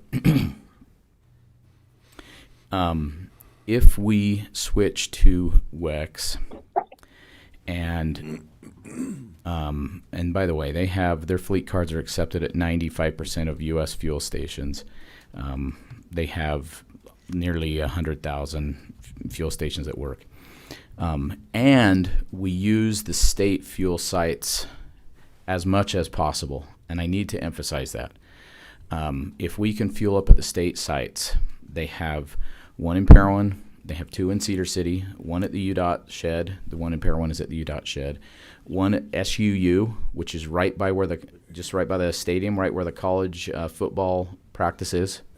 Right. Their facilities, guys. Right where you go around the corner when you turn. Really, it's on the corner of 1100 West and 200 South, where 200 South crosses, and then it makes that turn to the makes south. That little jog. It's right on that bend on the left side, on the south side. Yes, and they have one out in Burl as well. If we use those sites, and that SUU one, it's 24/7. It's all digital. You just use your card just like you're buying gas at a gas station. We can save a lot of money. Even with that 12 cent per gallon charge, we can still save the county a lot of money, because they're going to save anywhere from 20 to $1 an hour, 20 cents to $1 an hour, a gallon, because the state has such buying power. The other advantage of using those state sites, if we buy gas at, say, Maverick or Chevron, we're going to pay all of the tax, which we then have to get credited back later. If you buy it at the state sites, you don't even pay the tax up front, so it saves all of that all of that working. Anyways, we've looked at this and feel like we can save the county a lot of money. The other advantage is, if we go with the state, we have access to their system. And what is it called, Wade? Yeah, it's Ecos. The really amazing thing about Ecos is it gives us all of the usability that we wanted to get out of Fuelman originally. We have an online portal. We can set up the county, every single vehicle, every single PIN, and every single fuel card, and have full management of it. So we can have the county as one umbrella bill, and then we can set up all of our departments. We can say this car has this fuel card, and if it needs a new fuel card, we just issue a new fuel card. And this is this employee's PIN. If he wants to have his wife's social as his PIN number, then he can have that. And every employee has their own distinct PIN, which we can assign. We don't have to go to the state. We don't have to go to anybody else, and we can manage this. The reporting that Wade can now take and download into his fleet management software system is fully accessible. So this gives us the ability to actually manage our system. And if we, like these vehicles that are transferred today, that we transferred from this department to that department. In the past, we would have had to get new fuel cards. We would have had to get them mailed. We would have had to call this person, all this bureaucratic nonsense. Now, August or Wade can just go in, can pick that vehicle and say, now that vehicle isn't at the sheriff's department. Now it's at tourism. And it switches, and we can now say, oh, and by the way, this vehicle is allowed to do car washes as well, or this vehicle is only allowed to buy fuel. And not only that, you can say it's only allowed to buy gasoline, not diesel. And not only that, this vehicle is only allowed to buy 20 gallons at a time, because that's its tank size. So they can't have a 5-gallon tank bucket in the back and also filling it. So we have ultimate control to be able to customize this and make it usable. There's a lot of fraud that goes on with fuel. And just to be able to manage it and have full access. We're really excited about that. The final piece, and I guess this is not something that we were going to, I wanted to have a conversation about it today, and you guys can decide when we want to think about doing this or not. the state would actually allow us to, if we wanted to, switch our fuel site, which is at the roadshed. Right now, that's being used. This is how it's used. It's a diesel site. We just barely put in new tanks and all that stuff. Basically, the road department, they fuel all of their diesel. All the trucks and the equipment is fueled there. They fill up the fuel tanks on the back of the trucks that go out and fuel stuff. None of the other county really uses that. It's pretty much roadshed fuel site. That's for road use, right? For road it's only. Not off-road. It's not the red dye fuel. It's off-road, non-taxable. But we What do you call that? we can't use that in our vehicles, though, can we? Because we're tax exempt. Okay. We can turn that site into a state site if we choose to. There's things to consider, and I know Marilyn had a concern. Hopefully she'll bring that up. If we decide to do that, there's another part of the agreement that we would sign, and we can do that at a later time if we want to. Basically, they would come in and they would install all the electronics so that we can use our fuel cards and all that stuff. There is a conduit. We would have to install a Cat 5 that would go out to the site so that it's live and it's reading and it can communicate with the system. But apparently that conduit is in. But they'll come in. He said it's about $30,000 worth of equipment the state will install. We would continue to own it. They wouldn't own it, but they would take over maintenance of the site, which means... So is that site on the Kitty Hawk property? Is that where it is? Yes. Mm. Yeah, and you can see it if you drive down Bulldog. It's just right the east there. Side. Maintenance of that site would consist of they would take over the licensing, which is a big deal. Wade, who is it? You and Preston, or who has to deal with that every year? Do you want to speak to that?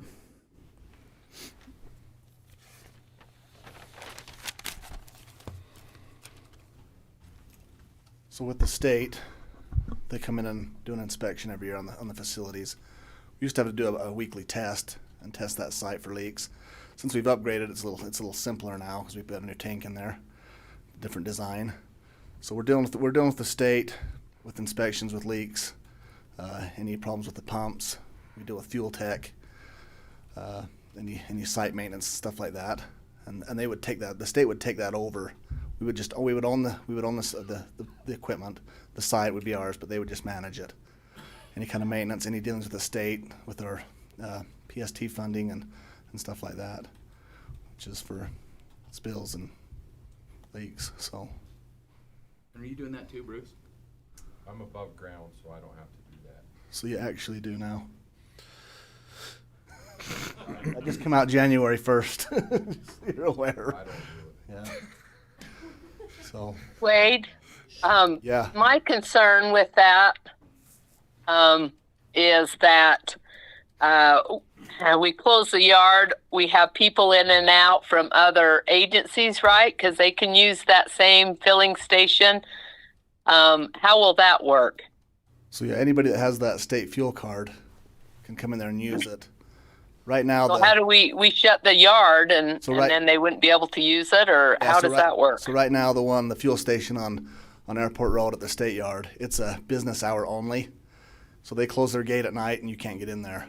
And they have a list of the state fuel sites throughout the state that you can look at and see where you can go, and it tells you on there whether it's 24 hours or whether it's business hours only. So that's how we would do it, and maybe eventually, where it's so close to Bulldog, we could even do it like the one in Paramount. We could fence it off to where you could access it 24/7. But as of right now, we could, that's the thing. That would actually be better, right? Probably yes and no. Yeah, it'd be awkward for the road crews to use it that way. They'd have to that would drive be outside the gate. Yeah, I get that. Be the bad part. So. I just worry about, all these other vehicles coming in and out of the yard, the congestion and that type of thing. I think the fact that it would be close to the UDOT site, and they're probably used to using that one, I don't know if we'd get a ton of traffic, but you never know. We'd be a little closer to town. I think most of the traffic, so like Cedar City, they use the state fuel network. I know their fleet manager, and they do what we're proposing. They strongly encourage all of their people to use that site because we save a lot of money when we use it. Just to be clear, you can use this at almost any retail site, but every gallon we buy at a retail site, we're going to pay 12 cents a gallon more than retail. For every gallon we buy at a state fuel site, we're going to pay 12 cents above their wholesale rate, which is going to still be far less than retail.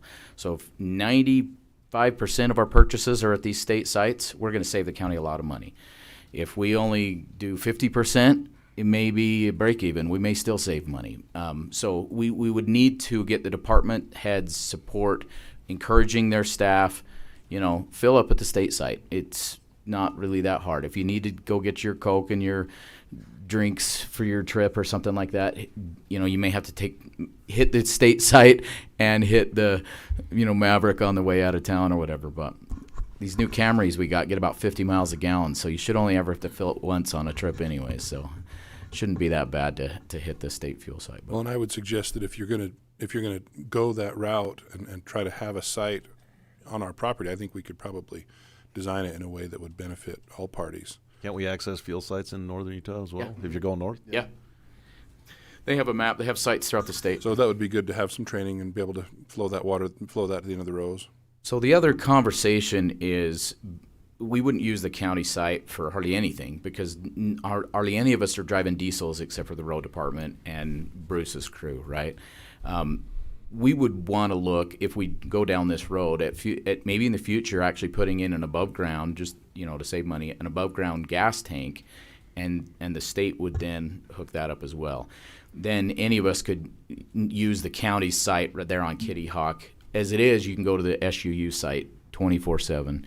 But and I think the road shed here in Parowan is also limited on its hours to business hours. So, which, for Parowan people, But it's not manned and it's outside of the gate. I think yeah. Oh, so it's 24/7. Yeah, it is right. 24/7. And they do have unleaded at that station. They have both at that station. So the agreement on that though was, we're not bound by how long we do that. So if we did a test on, see how that worked and the congestion, and maybe we just say, well, this ain't gonna work out. So I can't remember what that. We retain ownership, so if at some point we didn't like it, if it was getting busy, what Wade's saying is we could take that back and have that become not a state fuel site anymore. One advantage I think this would be good is our stuff out in the West Desert. Those guys are filling up, and they're filling up on account at Bracken's and different things like that. If we could get them, those fire trucks and everything out there, if we just get them to fill out at the state site, it would be. You put a lot of gallons into a fire truck. We can save a lot of money. So that's pretty much the discussion. One, do we want to go ahead and switch over to the state with WEX? And the second part of it is, and I mean, you guys can do whatever you want. My thought was we'd consider switching over the road shed to the other. Can I talk to that just 1 second? Please. So we did this when I was at Brigham City, and it worked out great. It does save money. The only bad thing is when it come time at the end of the day to go fuel up, and if you let other people come into the road department, then it takes forever. So you'd have to knock off sometimes 40 minutes early to go fuel up because the state, the city, and the county were all there. They all clock out at the same time. By the way, you see what I'm saying? Talking about leaving you. Just so you guys know, so well, I'm even Bruce talking is at the road buying. Department. If you open that up at the road department to everybody, then the city guys come there too, and they clock off at the same time. I get that the other one's down the street, but still, there was always congestion there when we did it before. And what we're doing right now for both Bruce and the road department, we're buying wholesale. We bid it out. Right. How often do you bid it out? Every week. Every week. Once a week. We're bidding it out to the Jenkins Oil, Ken Bettridge, and there's a new group in town too. I don't know if they've approached you. And we're buying and filling those tanks right now wholesale. So for the road department and for really the landfill and the trash collection trucks, they use a lot of fuel in those trucks. We're bidding those out. So it is double discussion, but that's another thought to think about what Bruce said. So, like I said, do you give it a try? And if it's congested and our guys are having a hard time, then, have them fill up at a different time? Do you usually fill up at the end of the day, Bruce? That's what my guy. Or they can hit it in the morning early the next day, right? It's not bad if they're there by themselves, but if you open it up and say, okay, the state and the city and everybody can come in there, then you have the opportunity to be waiting. Okay. All right. Well, we'll. Any other discussion? No. I'll entertain a motion. Is this one yours, That Marilyn? Mike? Yeah. Is that Mike or me? That's you. You, Marilyn. Oh, move for approval of switching the county fuel card program to the state contract with WEX. Second. It's been moved and seconded to move the state contract with WEX. All in favor? Aye. Aye. Aye. Motion carries. Thank you, Dan. So, Marilyn, we'll get the paperwork filled out. Next time that you're around, we'll have you sign it as the chairperson. Okay. That work? And then you guys just think about it and decide if you want to switch that other. We can do that at any time. So, okay, thanks. Right. Okay. All right, number 10, discussion and possible approval of a 2009 Freightliner sale to Cedar City from the Iron County Landfill. Bruce? So this is just one of our roll-off trucks that the sewer plant, Eric Bonzo approached me about. They have to haul their biosolids to the landfill right now. They were contracted with M&C Sanitation, and they just want to have more control. It's an old truck, $352,000. You need the license number and VIN number. I don't have the VIN, but on our truck number 723 on the asset list. But it's just We got a plate number on this. yeah, 206056 EX. Okay. So they wanted it so they could do their own stuff, and we have. It's not gonna leave you short? You're good? No. Okay. No, we bought a new one. What was the sale price? I think 25,000. Okay, I'll entertain a motion. All right, I will move for approval of 2009 Freightliner sale to Cedar City Corporation from Iron County Landfill. Note that its plate number on the vehicle is 206056 EX, and that sale price is $25,000. I'll second that. Okay, it's been moved and seconded. All in favor? Aye. Aye. Aye. Motion carries. Thank you. We'll now convene as the Board of Equalization and have Carrie Christensen come up. And this is the discussion approval of the hearing officer's recommendation to deny the rollback appeal for assessors parcel numbers C-644-1, C-646, C-646-4, C-646-4-1, and C-646-4-2, and then C-646-13.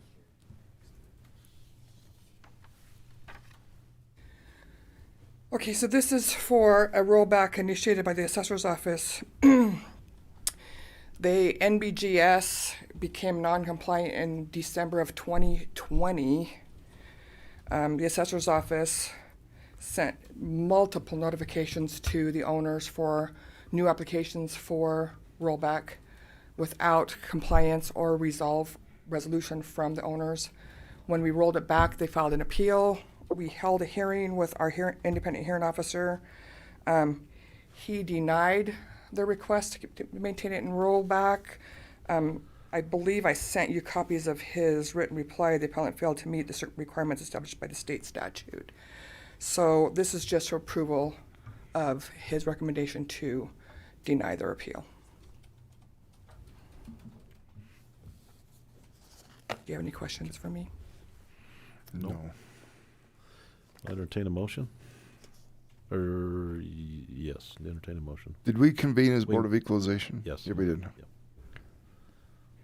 I was thinking we can do that within there. Yeah. Marilyn, do you want me to make that since there's a whole bunch of numbers? Yeah. Is it easy? Yeah. Yeah, I didn't know if you had it. I assume you had it in front of you, but I can do that really quick. Okay. Discussion and approval of the hearing officer's recommendation. Oh, excuse. I'm just reading it. I'm not motioning. I would move to approve the hearing officer's recommendation to deny the rollback appeal for assessor's parcel numbers C-6441, C-646, C-646-4, C-646-4-1, C-646-4-2, and C-646-13. I'll second that. It's been moved and seconded on as read in the record. All in favor? Aye. Aye. Did you vote, Marilyn? What? Did you vote? Oh, aye. Sorry. Wake up. I couldn't hear you. Just kidding. All right. You probably can't hear very good, can you? All right. Motion carries. Right. All right, we're on number 12, discussion and possible approval of a veteran abatement for assessor's parcel number A-3000-15, dated December 29th, 2021. Okay, so this gentleman came in on the 27th of December. There is not a statutory deadline for veterans abatements. So his veteran abatement was approved. The treasurer, I believe, may have already issued a refund to him. And so this is just for your sign-off and approval. His abatement totals $851.03. Okay. Say that again. I didn't get that number. So it's $851.03 in his veteran abatement. Okay. I'll move for approval of the veterans abatement for APN A-3000-15, dated December 29th, 2021 for $851.51. 851.03. Yes. 03, sorry. Okay. I'll second. Okay, it's been moved and seconded. All in favor? Aye. Aye. Aye. Motion carries. Thank you, Carrie.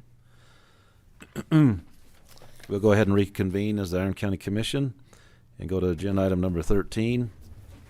And this is the discussion and possible approval of an updated Iron County School Board district map. And we've, just to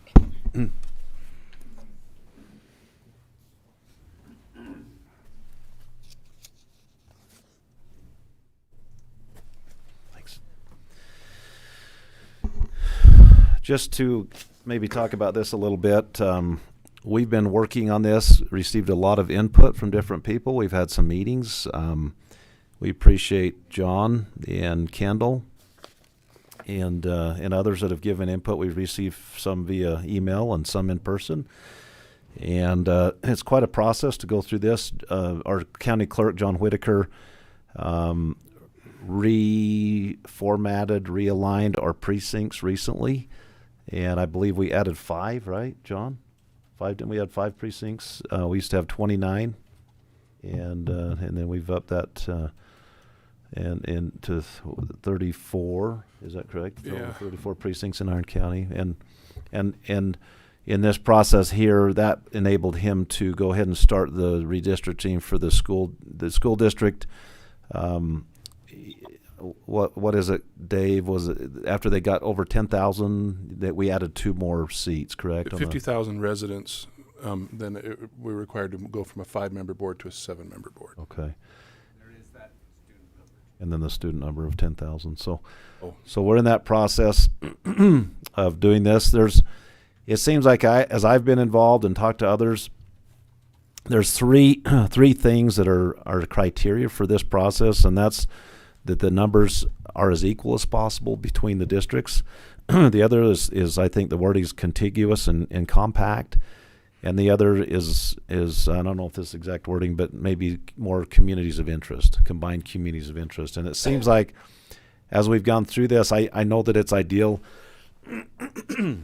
ideal to have all of the above, but I think it's nearly impossible to do that. And so I think it seems like as at least from my perspective, and others can weigh in, but from my perspective, it seems like it comes down to trying to get as equal as possible, or focus on the communities of interest, and just to bring this up ahead of time and we can have discussion. But and I liked what our clerk has mentioned.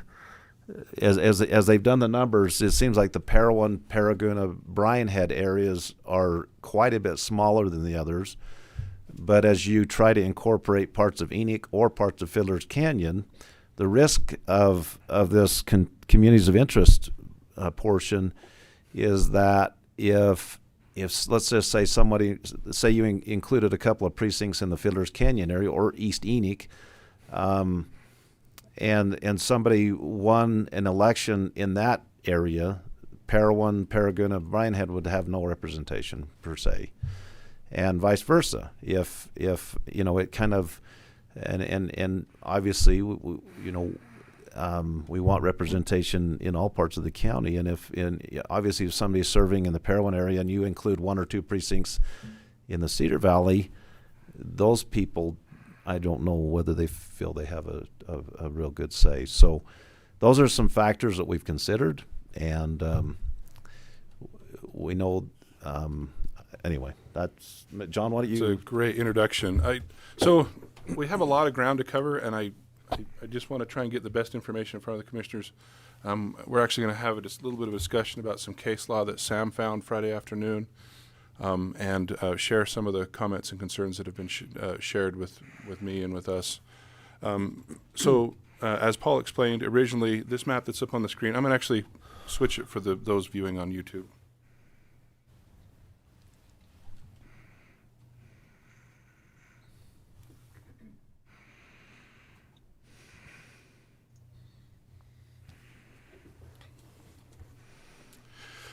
So as Commissioner Cousins explained, there was some logic that kind of went into this. We ran into this challenge. I'm going to zoom in here. We had kind of this eastern part of Cedar. But this is a different map. Let me get the right one. We had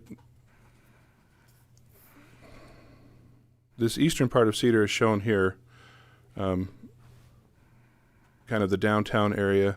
We had this Fiddler's area, and was very pleased that the numbers fell in fairly well for Enoch and the new Three Peaks precinct.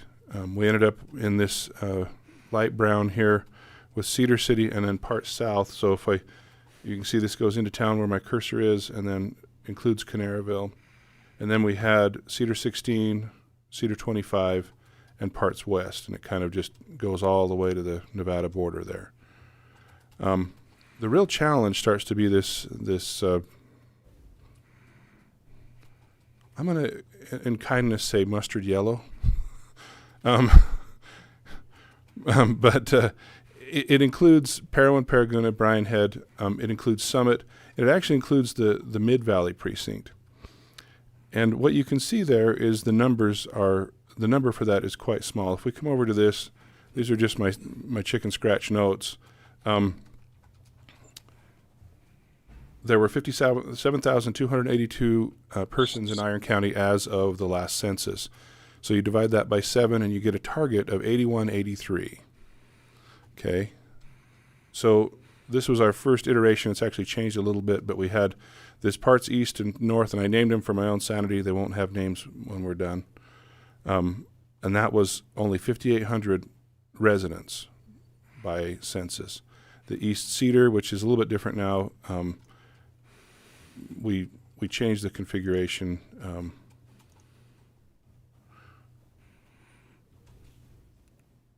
So that instead of East Cedar and then this area between the freeway and Main Street, we actually changed this dark orange to go all the way down to 1045 North, or as everyone colloquially knows it, the Playhouse Road, and then down to Fiddler's Canyon Road. And so that is now 7177, which is a bit smaller. And I appreciate the suggestion for this from Board Member Staley. Dave suggested that. And then we have this Cedar and Parts East, which goes up to the Fiddler's Canyon Road and up to that 1045, the freeway, 200 north, and then down into what everyone affectionately refers to as Dogtown in Cedar. And so that was kind of a good balance there.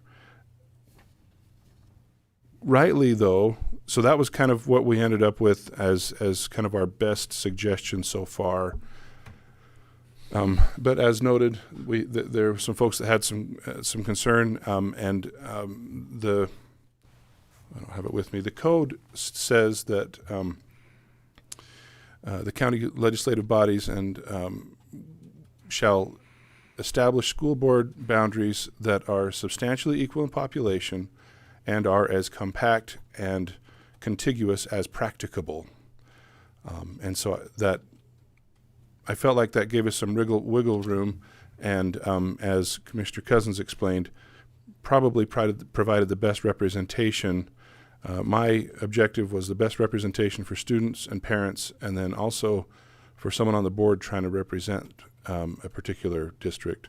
I've had, I bet, 20 or 30 complaints really about the current configuration, which is that and Ben Johnson is from Parowan, and he represents Parowan and Paraguna and Bryan Head, but he also represents the eastern part of Cedar, the Fiddler's Canyon area. And there's a concern of kind of that split representation. And the interplay there is that split representation versus this disparity in numbers. So that being said, we had a gentleman named Bracken Longhurst write in and make some suggestions. And Kendall, if you can help me make sure, is this his map? Yes, all the numbers are way closer. So yeah, he bumped things a little bit. And as you can see, it starts to be a challenge. So what his suggestion did was include Enoch in part of this larger mustard yellow one. He took this Cedar 6 and included in this one to make this one a bit bigger and this one a bit smaller. He took parts north of the freeway and Main Street and made that one, and then included much of the West Valley in Cedar, south of 56, and Quichapa for that number there. And then the West Desert was quite a bit smaller, still including Cedar 16 and 25, the new Cedar Valley precinct, and the newly combined Newcastle, Burrell, and Modena precincts. So the challenge, though, is that you're still sharing this representation. But this was the map that he suggested, and then Kendall, what's the third map? And that includes, but this version includes all of Fiddler's then, right? Does this include all of Fiddler's Canyon? No, what he did was he included pretty much north of Mid Valley Road in Enoch in that mustard yellow one. This number 2, and that gave it a number of 8462, which really is closer to the mean of 81, 83. So where's Fiddler's at? So this is Fiddler's right in here. Okay, gotcha. Maybe I'll come over to this other pop out. So even though it wraps down, does it? So yeah, It's the first time I've seen this. Yeah. So this was based on his suggestions, and I'm grateful Kendall took care of this for us on the hurry to be able to talk about it today. So this is his suggestion, basically east of Main Street, and then including, that's either 6 or 29. That's a precinct right there. That's a precinct. That area's had tremendous growth in the last 20 years, and so by bumping that one over, he was able to raise up that number and lower that number, whereas before it was a little small and a little big. Does that make sense? And so he did that. Oop, wrong map. So this version takes in more of Enoch. Yeah. And some of the area that wraps around. So there's not much down below to the south of Fiddler's Canyon then, right? No, Fiddler's is not included in that right. mustard. Yeah. To the south of Fiddler's and to the east. Oh, of Fiddler's. right. No, that's the Red Hill and the Fiddler's Canyon hills. Yeah, there aren't any voters in there. There aren't even that many deer in there.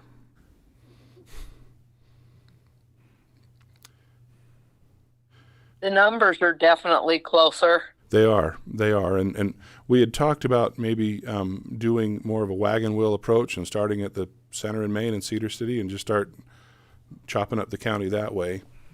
But this is the version that Bracken came up with, and I got to say, and this is the first chance I've had to kind of digest it as we were working on different things over the weekend.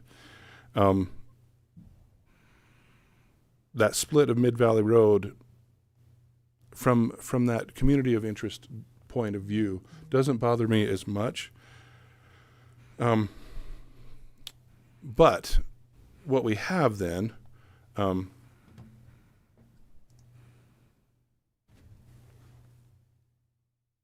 it does split Enoch, but we already had Mid-Valley Estates going out of that anyway, so it kind of continues along I'm Mid-Valley not Road. as concerned about that now, I think.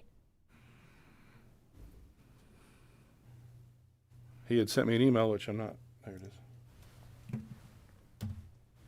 And then he kind of talks about the Navajo Nation versus San Juan County.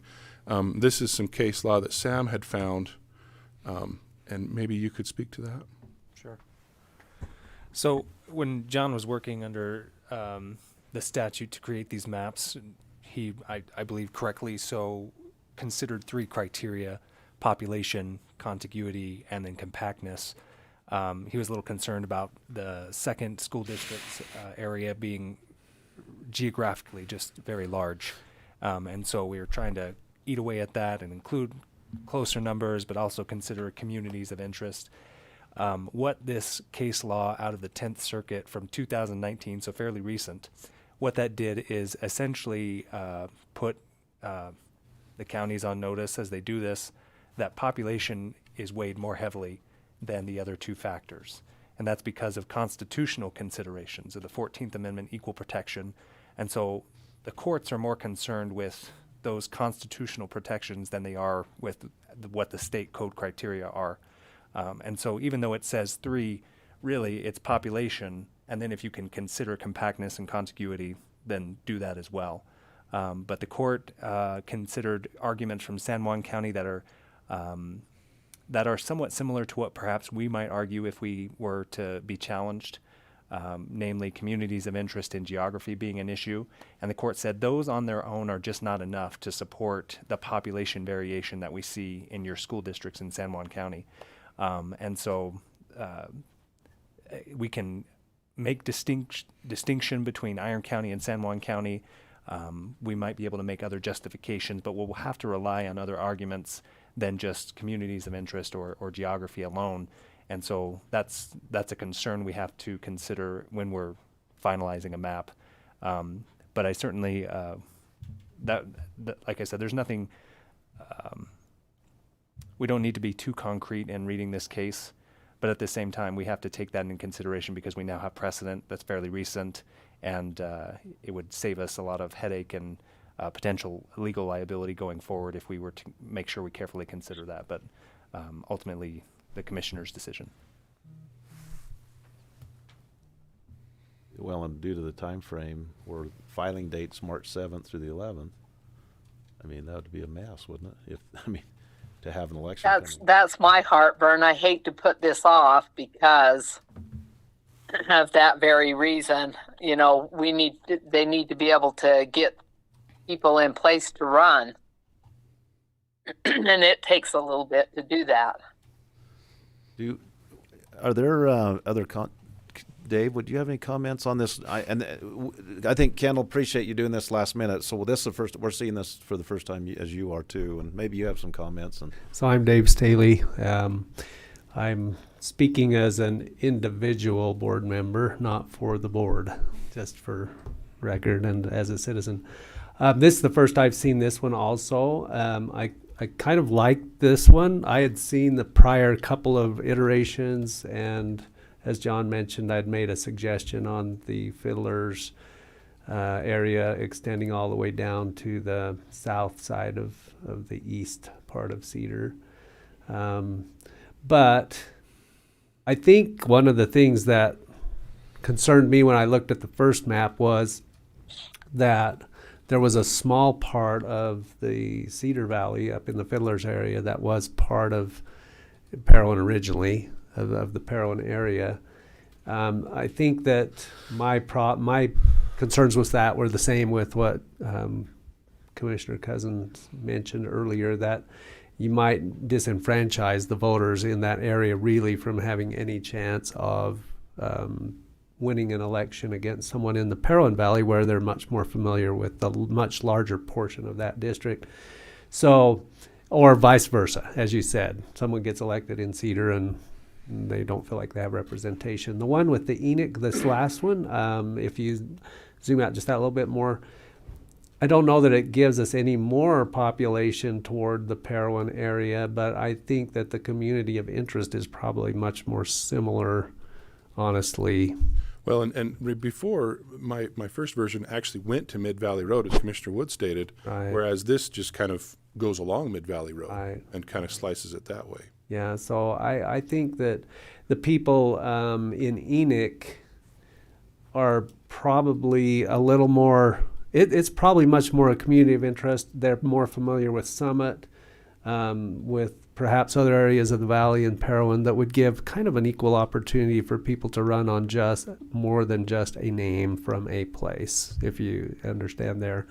And I know the people in Parowan here are really passionate about their things and issues, which they should be. But I do believe this, actually, I like the looks of this one a little bit better personally from that standpoint. And that, again, is just more of a thing as a citizen. But Being able there's to digest it, representation. I kind of do too. So I think that's all. This I is a have. little weird here, but I think it gives us, it's a good idea, the split along Mid-Valley Road. Yeah, I know. Well, Yeah. this map has been publicized for about 8.5 minutes, so no. Yeah. We don't. I mean, I don't want to vote. I'd not want to vote on this today. I wanted to have some healthy discussion, but put it off till the next meeting so people can digest it, come in with comments next time. If and I'll add, if the population numbers are actually going to drive the legality of it or challenges in court, this would make the most sense. If it is more geared on communities of interest, I like the prior one that we looked at, where I feel like it's more representative of communities of interest overall. It's just a number discrepancy there. So if the number disparity could be done, I'd say we should back up the one step to the one prior. So you've just queued up the argument that Sam made to me on Friday afternoon. Yeah. And that Want to echo that? And I didn't know when I. It's okay. Go ahead. But and that's the point. I thought these were equal points, but if you say that the law weighs heavily on being equal numbers, then it'd be a mess if you passed a map and then was challenged in the middle of an election. I don't know how that would work. Yeah, I don't know. It'd be a mess, wouldn't it? Well, and the consequences for San Juan were dire and embarrassing. They were not only told they had to redo their map, they weren't allowed to redo their map. Somebody else had to do that for them. They attempted to resubmit a map, and the court said that's not good enough still. So we're going to have someone go in and be Had a third party actually create the map. This was the argument that you had just texted me on Friday afternoon. When I was freaking out a little bit. The district with the lowest population is also geographically enormous. And that was kind of, you had kind of queued that up, and that was what he had said, because part of that case kind of said, that the communities of interest are not factors as much. No, but we also have in our state law, if we can rely on contiguity or compactness being our rationalization, then that could maybe at least have a different approach than San Juan County had, because we're saying, look at this. This map is taken up, almost half of it is that entire second district there. So does that create problems? How do we articulate them? And that's what we need to rely on, not so much the communities of interest, but saying, look, our state law says that compactness is to be considered. and how are we going to practically approach that? With That's our why it's almost population? impossible to do all three. Yeah. So I might That's make one practicable. comment. Might make one comment on that too. One of the problems that I think you'd run into, and I'm being, I think, totally objective on this, is that you had already included a little portion of the that Mid-Valley area, and because you It was have literally done called that, the Mid-Valley Precinct, and that was, it was at 4,500 before I did that. right, and because you already did that, you've almost negated your claim The to original communities of interest, and that would be the only other thing I would see as being sort of a possible issue that the courts would come back and say you already did that. Now, I will say so- the part that went down to Mid-Valley Road with the Mid-Valley Precinct was unincorporated. Oh yeah. And that was kind of my logic originally. I wonder, Sam. That's all. I'm going to sit down now, I think, unless you have other Thank questions. you for your me. comments. Appreciate it. Thank you. I'm trying to think of how to word this. In terms of how you would foresee who might be disenfranchised in Iron County versus who felt disenfranchised in San Juan, because I didn't get a chance to read that case all the way through. Could you maybe speak to that? Well, I mean, as far as distinguishing Iron County from San Juan County, they have some significant cultural challenges because of their location. Iron County less so, but that doesn't mean that the people that reside in that second district wouldn't feel, differently if they were to have less people there, less weight in that vote, or more weight depending on how it weighs out. So that's all. That's what I meant. Is what I'm trying to not say is who might sue us. Right. Does that make sense? Yes, and and because it's like, well, who are we disenfranchising by how we, how we Right, set I think that Commissioner up? Cousins' approach is really appropriate Right. to say, well, let's get some discussion going as quickly as we can, because if the community as a whole can understand what the commission is trying to achieve, and if we can justify it in our state law, then we can feel more comfortable. But if we don't want to knock down, a door and invite a fight, if we can see it coming. Right. So. Do the Parowan folks have any comments on this concept that are here? Has anyone expressed anything to you, Mayor, on that similar concern? Like I said, I've had multiple people express to me the frustration that they're sharing their representation with just the kind of the tip of Fiddlers right now. We were thinking, what if someone from Fiddlers ran? How would Parowan feel for representation? Or if you're in Fiddlers, conversely, how do you feel if the representation is primarily from Parowan? And that was kind of the impetus I was trying to avoid originally. But like I say, I'm just trying to get the best map in front of the commissioners and provide the best representation for the kids. I did hear that concern during the last election. I haven't heard it recently, but I also think this is probably a good place to start. So I can make sure the information is out there and we can have some discussion and get back with you on that. And I'll let you know what I'm hearing, if you think that would help you. Thank you. I think I talked to John on Thursday, one of those days last week. Actually spoke with a group of teachers from Enoch, as well as some folks from Parowan, and their concern was that representation between they were pretty passionate about keeping Parowan Summit, Paraguna, Bryan Head together because they felt that was a community of interest.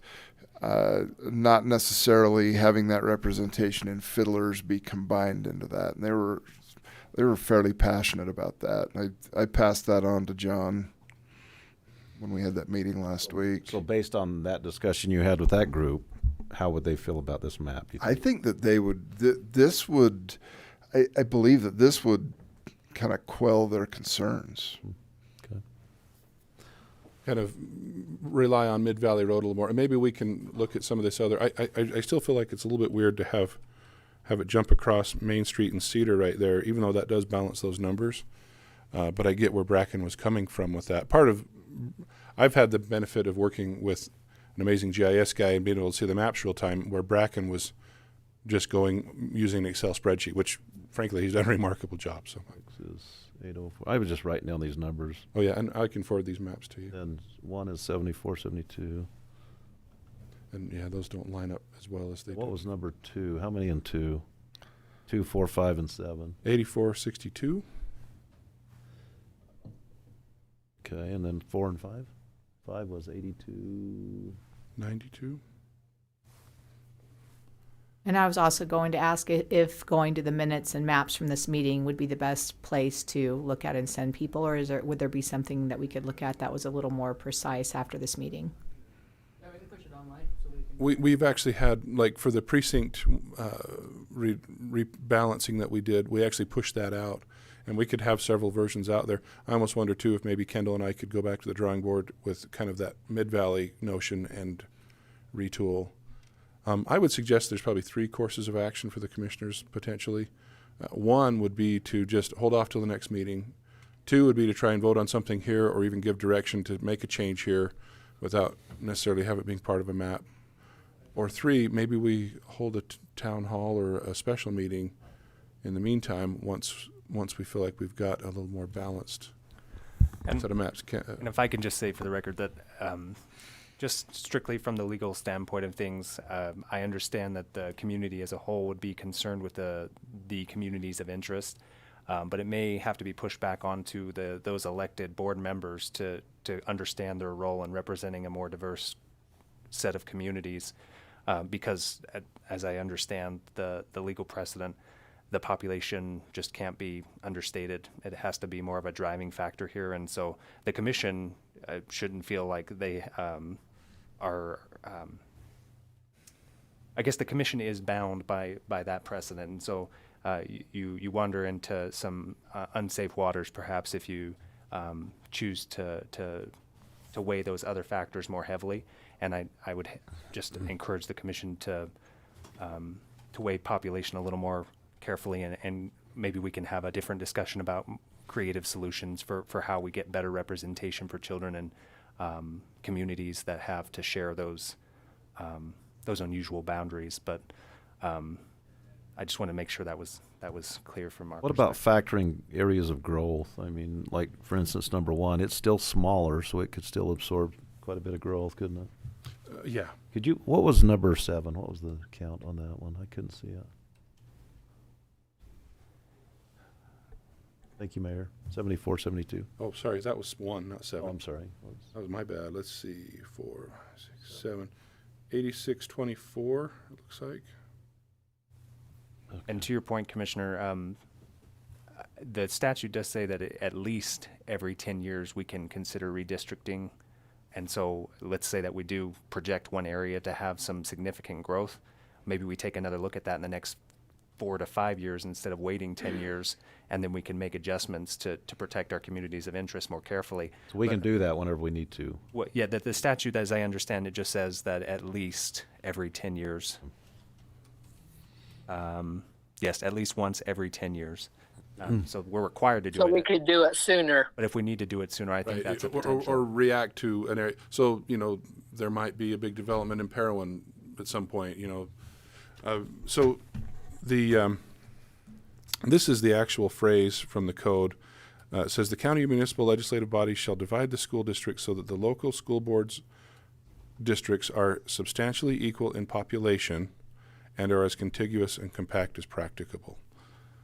And as Sam noted, as per the legal precedent that we have from the Navajo Nation versus San Juan County, the population number was paramount. Well, this is definitely a lot more equal. Is it within the, 5% they were asking for? It actually, interestingly, it really isn't. Let's see. San Juan County, the court said that 10% population deviation is a safe haven, but the further you get away from that 10%, the more scrutiny they will apply. What are we on this one, John? Have you So, guys run that well, one? and again, I haven't run it, but Bracken said that he did. He says, I would note that even in my proposed map, this is Bracken speaking, while an improvement on population deviation still has a deviation of 14% and is thus also beyond the target 10% deviation. Interesting. And I would argue that we're small enough that you may not be able to hit that. I mean, when you have more precincts to choose from, you can come closer to that target. But so Bracken's map was still 14% deviation. The other one was like 25, wasn't it? 25%. He calculated 38, and I don't think I had it quite that high, but yeah. Kendall, quite high. Kendall, you were in the weeds a lot on this. Do you have any comments? No, I think everything that's been said is right on the money. Okay. You're saying. Okay, Dave? Yes, absolutely. Oh, no, Dave. You bet. Sorry about that. You're good.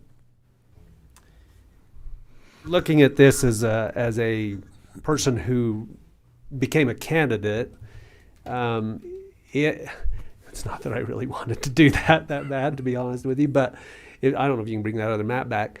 But I do think you are going to have some kickback from the folks in Enoch, probably more than you think you will. With the Mid-Valley Road notion? Yes, only because it's not like the rest of Enoch might, the District 7, that's where I'm at, I guess, right now, right? Yeah. But, the people on that side have plenty of choice of who they select. On the other side, there may be somebody that's really good that it's almost more like they won't have their chance of representing that particular area as a candidate from the candidate's angle is going to be far less likely than if it was them just running against the current one in that Enoch area. As you mentioned that, though, what are the numbers in the Enoch area north of Mid Valley compared to the Parowan Valley? Has anybody run those numbers? It's probably going to be around 3,000, I'd imagine, probably, just from what you've changed. 3,000 in the Enoch north of Mid Valley. I would imagine, but I don't know. But so the thing I kind of feel a little concerned about is I think that the second map you did, where those adjustments were made, the people in the areas will probably be the happiest with, because they will feel like they have their geographical area covered. So the people will be happiest, but who would be the one coming to maybe challenge the areas that you are considering doing? Is it going to be the state, or is it going to be an individual that files suit? How does that work? I mean, who can file a suit against you to say this isn't good enough? The state probably could, I guess, if they wanted to. I don't know how that works. Or does it have to be an individual that comes back or a group that comes back? So that's the question I have. Do you know? Yeah, I think the state definitely could, but it'd be more likely that it was an individual or organization that was more concerned with that equal protection. Right. And so my comment to that is, I think the people in general would be much happier with it like this, because it is definitely centered around the communities of interest. But it would be if there's one individual that just wants to raise some havoc and say, hey, this isn't good, they could cause some grief. Well, and like you say, at that point, the precedent kind of is against us. Right. Well, is it? Because what was the know. reason that they didn't like that in San Juan, and who filed the suit? I think you have to ask those questions too. Was it the Navajo Nation? Was it someone else that filed the suit because they felt like they weren't getting represented? I think even though the Parowan district here is a smaller number, the people of Parowan are going to be happier having someone from their area represent them. And I'm saying that in defense of Parowan more than anything. The people in the northern part of Enoch are going to be happier voting for a person that's kind of in the middle of their area, within a mile or two of them too. So there is that thing, but you maybe want to know, why was the suit filed in San Juan County, and how likely would that be to happen here if the people in general just felt like this was well represented? You could have just one person cause you some grief, and there might be a person like that says, hey, the numbers are too far off. And I was leaning heavy towards the first map, because of that same thing. I think that would make everybody pretty happy, but it was, the numbers. I didn't know the number thing was that important. Yeah. Jeff, did you have a comment? Jeff, did you have a comment? Thank you, Dave. Thanks, Dave. Jeff Richards, I just had a hypothetical thing leading to a question. So what if, let's say you were a parent in Three Peaks Elementary, which I'm guessing the school boundaries would be divided into two separate school board districts. Would a parent feel like they're less represented or more represented? Because then you have two school board members looking after the needs of Three Peaks Elementary, including one that would be paying a lot of attention to Parowan as well. But, you know, I know Dave spoke to from the candidate standpoint, but I'm just thinking, you know, what do I want 2 school board members looking after my school on the 7-member board? Or, I mean, that's just kind of So that's an interesting point. I actually had a friend bring that up to me last night as I was trying to bounce the idea off of her. And she says, well, why don't you just do it by school, like elementary school? She's like, how many elementary schools do we have? And I'm like, well, actually, it's pretty close. And the problem is that's not the criteria. And that's the challenge is, you know, our criteria is that. And of course, you have elementary school boundaries, and then, you know, the middle and high school boundaries, and they're just not the same necessarily. I was just saying it wouldn't necessarily be a bad thing to have like a community split like it is necessarily, because then you've got two board members. Oh, I see. I was understanding you backward. Okay, yeah. Not just 3 peaks, but just the community. You have 2 school board members representing. Yeah. Could you come back to the microphone? I'm sorry. I was just to clarify, I was just saying that if 2 school board members represented Enoch, that may not be a bad thing. Okay. Yeah, I thought you were arguing the other way, but that makes sense. No, yeah. I was just throwing that out there as a possible thing to consider, because, you know, if you, regardless of which side of Mid-Valley Road you lived on, if you had 2 school board members instead of 1 looking after the needs of the schools in that community. So, you know, and I know, but I think, you know, I don't know how else you would divide. Well, you know, that's an interesting point. If you think about that third map, I didn't mean to cut you off, Jeff, but if 3 Peak Elementary, what sits right here, is represented on one side with one and one side with the other, like you say, maybe they actually feel more represented. It's an interesting notion. That was my point. I think that the transparency is what we want, and I wonder if I think maybe having a town hall where people could come voice their opinions and concerns would be really productive. I maybe vote on this in 2 weeks, but maybe in a week have a public hearing, or what do you think? I'm okay with that. Like I say, the only concern is you're going to have 2. Well, anybody who wants to run, period, but also there's going to be 2 districts that will be as yet unrepresented and as yet undefined, and so, you know, like based on this map, like if you live in Fiddlers, you're going to be going against an existing board member. If you go with this map, you wouldn't, because number 6 has a board member, whereas number 3 doesn't, and so being able to figure that out and have anyone who might run be able to digest that is important. Today's January 24th, and the filing period is March 7th through the 11th. So it's just an urgency generally, but I do agree with your point that if we can, I mean, because this is important and it is urgent, but we need to get it right too. Mm-hmm. Dave, did you have another comment? Sure. One last suggestion: you might try running numbers. So again, Dave Staley, just talking about the boundaries, I thought that was an interesting concept. The Enoch Elementary actually and 3 Peaks Elementary divide mostly down Minersville Highway. It's more east and west. Yes. And if you were to do it on the suggestion from Mr. Longhurst? Bracken, yeah. You would actually be dividing 2 elementary schools in half. Both 3 Peaks and Enoch. Are on that. If you went the other way, if you were going to do a division, down Minersville Highway might be more interesting, because then you're going to kind of keep the elementary schools in those boundaries, which, I mean, where a board member would be more representative of those. And I know that folks in Parowan are fair-minded and would probably represent whomever, and just fine. And I mean, I'd almost take the east side of Enoch as a scenario, the east of Mid-Valley Road, and put it with the Parowan and Summit area, just to see how the numbers shake out there, but leave the west side in the Enoch number 7, just to try a little thing and see how people feel about some of those scenarios. I think a town hall would be awesome, honestly, because that would also, it may put a little more weight in the Enoch area toward the Parowan, and would give a candidate a kind of a little more equal opportunity to run there and feel like maybe they had something that they could run on.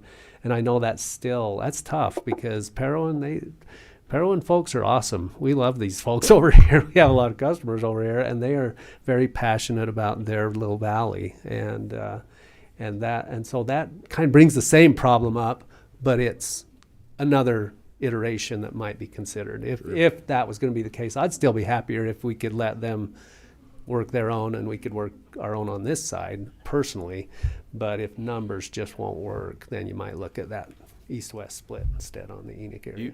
Do you see, Dave, do you see somebody challenging the first map, or they're so the numbers are so far off? I don't, because I think people would be happiest. Mm-hmm. I think our citizens would be happiest with that, even with the disparity in numbers. It's just if there's somebody that just wants to throw a wrench in the gears, and it only takes one, and there may be one. I don't know. You never know who's out there. I would be way happier if you could leave it communities of interest more strongly. That's where I was too. I think the people of our county would be much happier. I'll bet 99.99% of them would be much happier. So, but that's my opinion. What do you think about that? I mean, do you think it's defensible, the first map, where the numbers are so maybe 38 or whatever you come up with? Yeah, it was 38%. Like I said in the beginning, the case law is not concrete in how we respond to it. The important part is that you're able to rely on something more than just communities of interest. And you can say, look, we're considering all three criteria. And if it makes that second district just that much smaller, that much more compact, we're relying on the statute for that. It's being able to go back to that original position and saying, the state law says this, we're considering all three factors, and this is our justification for making this map. And then go from there. Could we go to the state after, with that first map and say, look, this is where we're leaning? What do you think? Can we get their opinion, or does it take a lawsuit before? No, I think the state would be happy to weigh in. Like when I was doing my review of the relevant case law, there's really not a lot out there. So it might be interesting to see what like the Attorney General's office or state school board would say about it, if they've run into any other issues in other counties, because we don't really have a whole lot of comparison other than just that San Juan case, and we can make some distinctions between us and San Juan County because of our demographic. Do you think that was weighted heavier of litigious situation because of maybe the Navajo Nation? It was definitely a conflict because of because that, they were ostracized or not. They felt like they weren't as well represented, I presume. But yeah. So, that the court didn't disregard the state law. They relied on, and they were specific in saying communities of interest isn't written in state law. So again, you'd have to rely on those criteria and justify your decision based on that. So I'm going to sit down again with this last little bit of comment.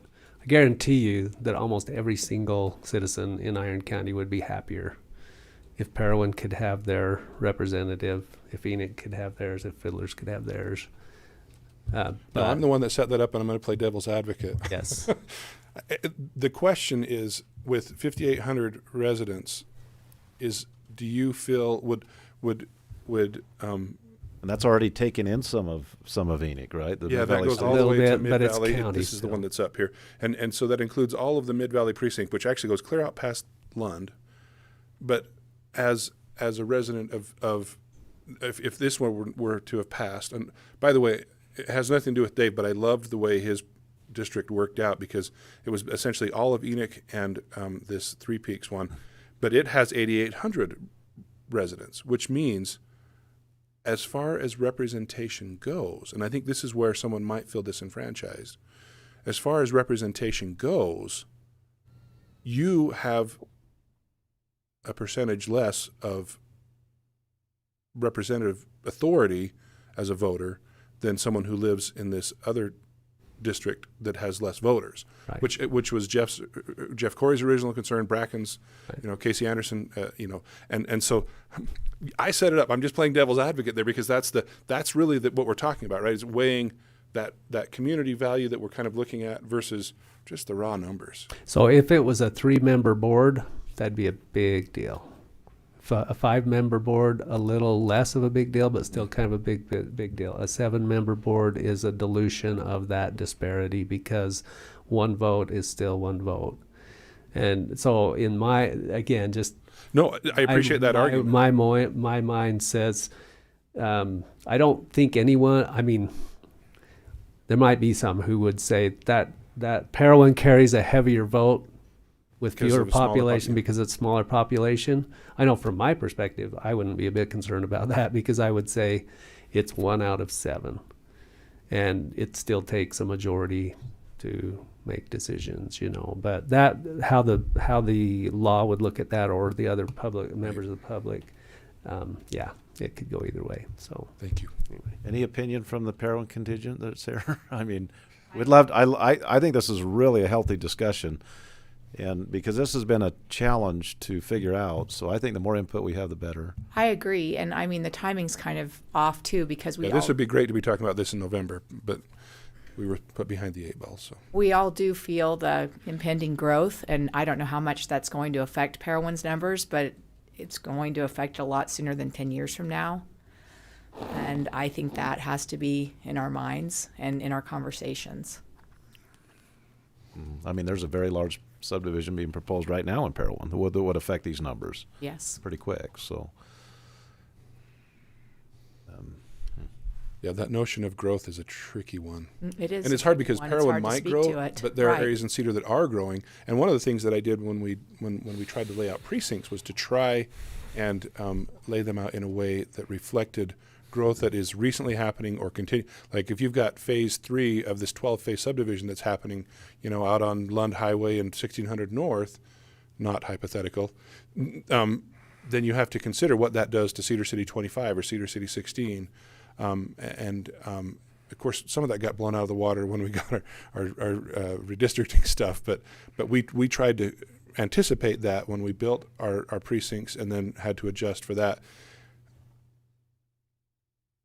I didn't give growth a lot of consideration with this. We can tweak it later anyway. But so yeah, and having Kendall on hand and being able to, I understood the process to be much more difficult, and it's really not that bad from my perspective to be able to develop a map and then put it in front of the commissioners and you approve the map.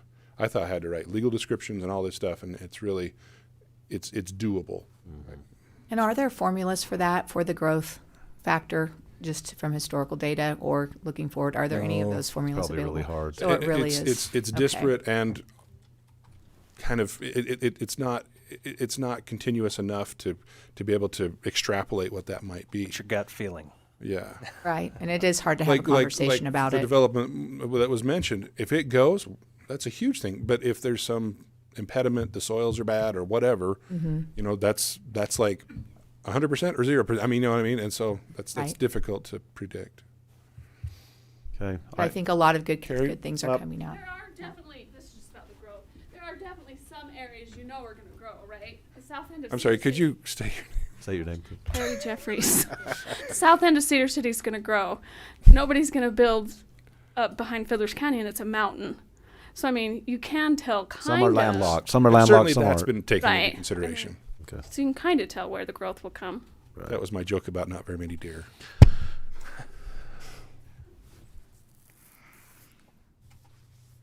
State your name, please, Mr. Richard Wilson. I'm talking as a citizen of this case too. So as Parowan is growing, there's also that subdivision that Enoch has, which is north of Mid Valley Road, right across from the town offices. They've got those acres committed to residential and commercial. So those populations will somewhat set each other off. But the challenge I see, and that was one of the questions, who would sue? I think it's been said well by Dave, it would probably be somebody from Enoch, more likely than anywhere else. I ran for state office in Vermont years ago. But don't you think, like Dave said, Enoch could be happier with the first map? Exactly. So why would they have a reason to sue? That's No, for the second map, Oh, the the one that suddenly puts them paired with the Parowan Valley. I mean, it is. When I ran in Vermont, I lived in a really small town, and we were dominated by 3 other towns. We had a town population, and our side of the mountain had about 5,000 people. But you cross the mountain up to Norwich and Stratford and over to Hanover. I mean White River Junction. They had 15,000 people. Anybody from one of those towns dominated the election. These little towns were just, and I was in a little town, And it was very frustrating because of that. And I guess I wasn't in the Sioux mind. It was just a simple fact of the matter. That's the way it was.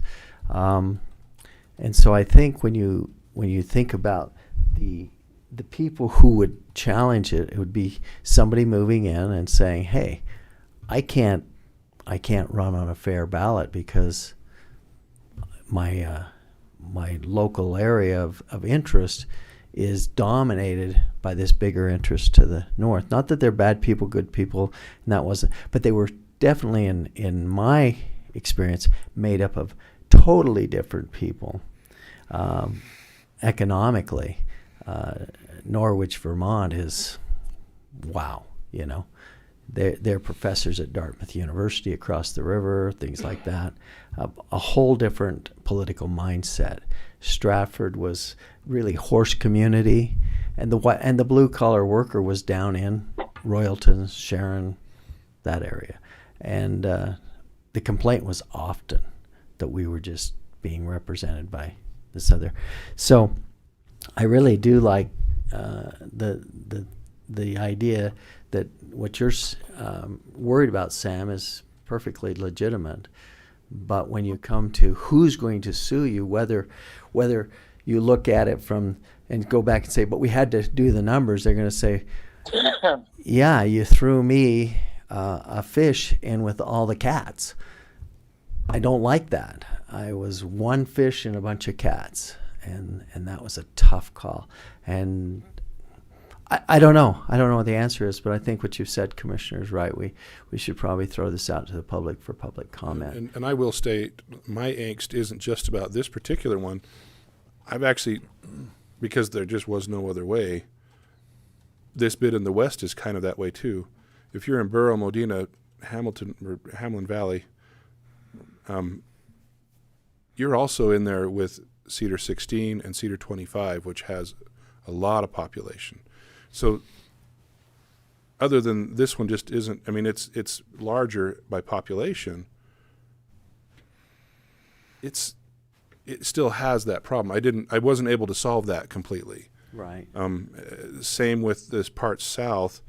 It includes Canaryville, all the areas out by Quichapa, but it also includes a little bit of downtown Cedar.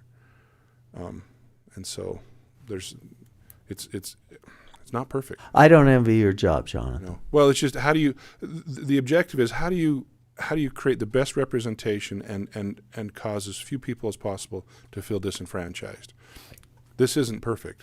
No, not at all. No, I just point out that I think that northern half of Enoch would not see themselves as Parowan Valley. That's all. Yeah, there's 3 different maps I've got going at once. Sorry. I wrote down wrong. Paul's trying to write numbers, and I've been flipping between maps. He's playing the mind game. Okay.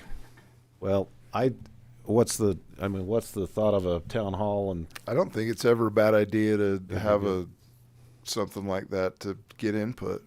And you do it pretty quick, probably. Maybe do it early next week, and then be able to have it at your regularly scheduled the actual vote on the regularly scheduled meeting. Should we try to pick a date now, or should we?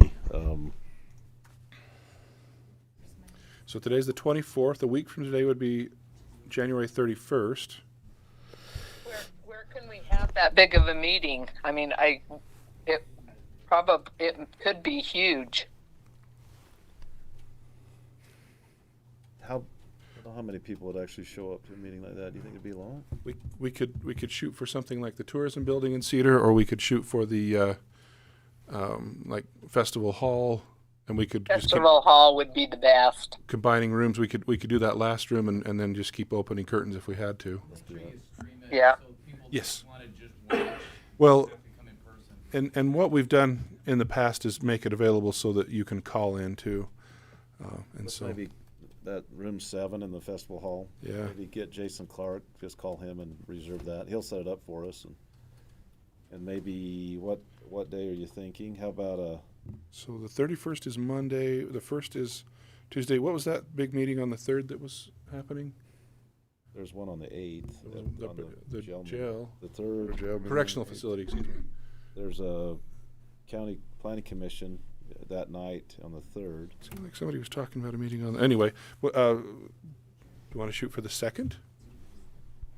It's a Tuesday.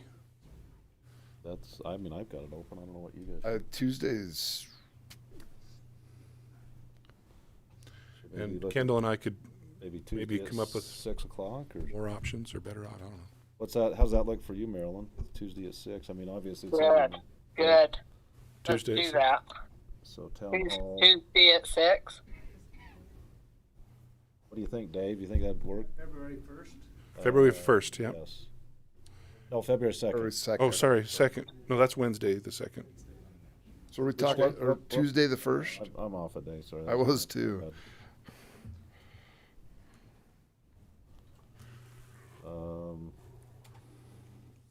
So the 1st. Yes. The 1st. And I'm good on that day. I was off a day. Tuesday the 1st, 6 p.m. Does that look good? Room 7. Dave, what do you think about that night? Do you have any conflicts with school meetings or? Reach out to Todd Hess and some of the cities. As long as we can get the room, I'm sure we can, or one room. Well, we'll try for the room right after the meeting, and then we'll start spreading the word. Okay. All right. Without going to Mike, you might find the person who wants to cause you trouble at that town hall meeting too. Right. So that's very possible. Right. There was gonna Well, it'd be good to have their Make input. a motion.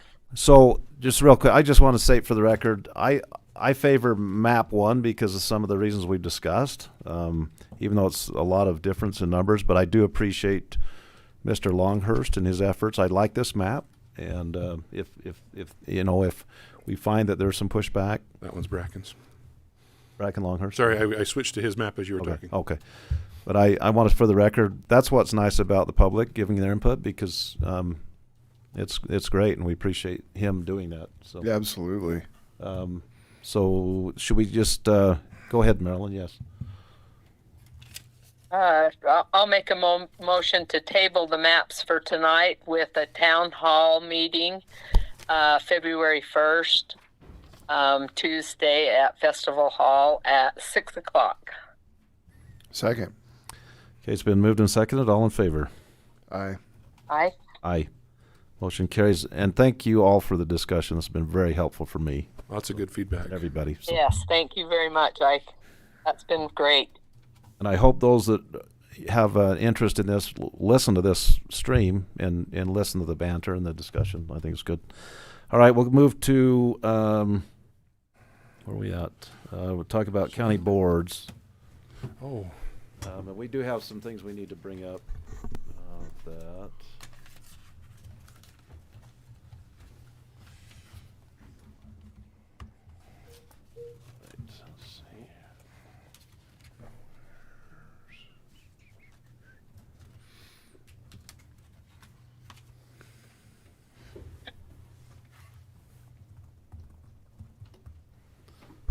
So, John, I sent a text message to you. I think Mike,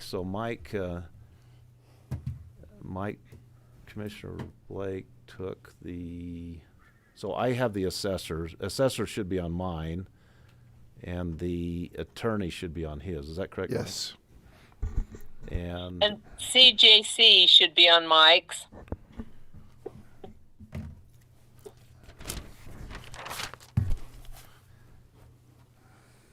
All right, say that again, please. So the attorney liaison should be under Mike's responsibilities, and the assessor should be under mine. And then I had a proposal to make because I work with the county engineer. Would you, Mike, and Marilyn be okay if I just took all of the flooding issues in the county instead of dividing it between the three of us, or do you want to leave? Yeah, and I've actually had that same thought where I mean the kind of the flooding and the flood mitigation falls under the engineering office. I think that's the way it should be. Okay. So we'll make that change. Any other? CJC to Mike. You get We that? changed it and then we went back. So So it does. Okay. So we flip-flopped that one. It should be, instead of Diamond Z, it should be Cross Hollow Event Center, and Larry is no longer with them. It's Scott Christensen. Under me.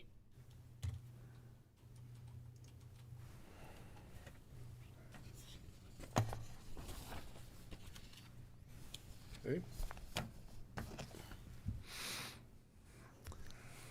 Marilyn, you had some thoughts on the fairgrounds too. Do you want to talk about that? Yeah. I just thought, since I'm over the road department, we'll be working a lot on that. I know Paul's been real involved with that. I'm really interested in the grounds and all of that. Mike's over the fair, but I wondered if we needed a separate assignment of the fairgrounds. What did you think about that, Mike? I don't think that's a bad idea because it's. I mean, we're all going to work together on that. That way, it kind of gives us each a piece of that, to where we can all, like, work together. Yeah, I think that's going to be a big enough that we're biting off a big enough job with that it's a little bigger than one person, I think, to try and I think so too. to I try think and it's coordinate a big the bike. maintenance and plus the actual fair and the programming, and I think that's a good idea. Just flood mitigation, I guess. Floods and water. What's that? Okay. So just add fairgrounds as a separate assignment. The fairgrounds would be Where an Mike's assignment. over fair. So Mike would keep the fair, and then we would add fairgrounds to you? Yes. Is that? Yeah. Okay. All right, and we're going to say... So I've handled the construction of the buildings and the bleachers and all that. Then Marilyn would have the fairgrounds where she's liaison with the road department, and Mike could have the actual county fair with Joyce. Yes. Whoever, right? Yeah. That makes sense? Yeah. So yeah, because I mean that You're falls. going to do buildings then, Paul? Well, I've always done buildings. But it's always kind of fallen to Paul because that's his expertise. So he's kind of taking care of. So that's not really a change on here, but other than you'll just, okay. No, Right. that's not a change. No. No, that's part of the building that he is over. Is that all clear as mud? All right, so let's see. CJC is under Mike. Attorney, under Mike. Oh, that was right. How did I do that? Oh. We're not moving assessor to Mike. No, Paul has assessor. And then, but we're moving attorney over to Mike. Okay, so that's done. Very good, and then we'll clean. It's on the screen, but it's really hard to read up there. We'll have a couple of other changes after Jennifer gets finished with employees. So fairgrounds to Maryland. But we can do that right after. Flooding, is that the best way to That's fine. phrase that? Sure. To under you, and I'll clean this up afterwards, but I'm just throwing them underneath for a minute. Okay. Now this is, so the agenda item was boards, and this is commission assignments, which is great. Oh, I was thinking it was assignments and Okay, boards. Okay. Are we So- okay? Yeah, this is what I thought we were going to do, and then Well, you because guys, this is what the discussion was, and I was like, oh, no. So let me tell you what I thought. Okay. Well, it was included in our packet, so I guess I kind of just assumed we were going to talk about it. Yeah, that's like, I mean, traditionally, this is what we do at the first of the year that we didn't do last time, is we go through that document and we go through the county board's document. Yeah, this is what I was thinking. So, Okay. So, but it's good. So, do you feel like before I move on, then, that we've kind of got this one nailed down? I think so. Maybe I'll get it cleaned up and send you a copy, and we can critique it. Yeah, that'd be great. All right. So, let's see. Zoom out just a little. Oh, we started right in the middle of that one. Okay, so this is accident and safety review, and Jen, how close are we on this one? We misspelled Karsten.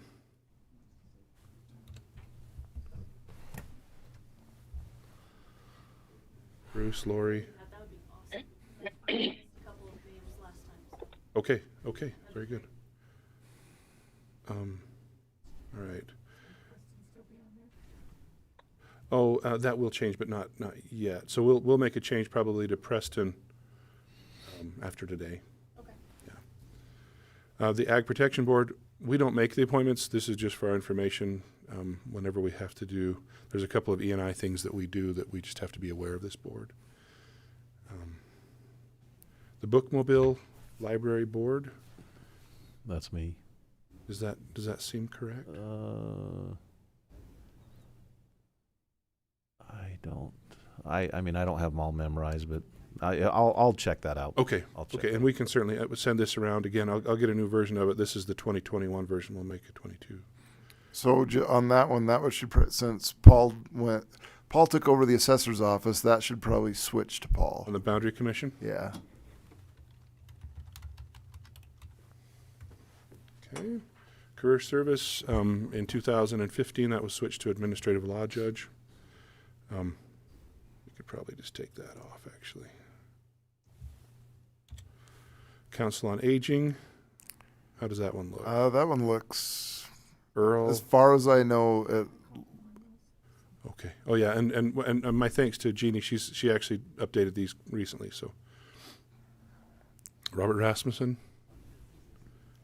yeah, that looks right. And the last year it was all, we didn't have it because of COVID. That we only meet once a year on that board, so I don't remember exactly, but Jen, I didn't. No, we should be good there. There'll be another board meeting coming up in April.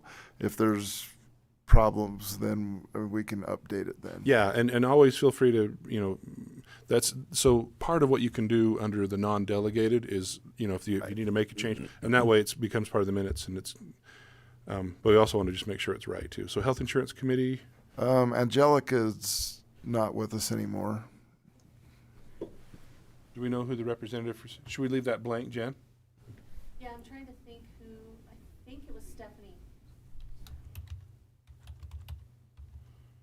Which Stephanie? Ward or? No, the other one. Rainey? Rainey. That's spelled right? Yeah. And then Shane Plank is attorney. The C. Okay. It's okay.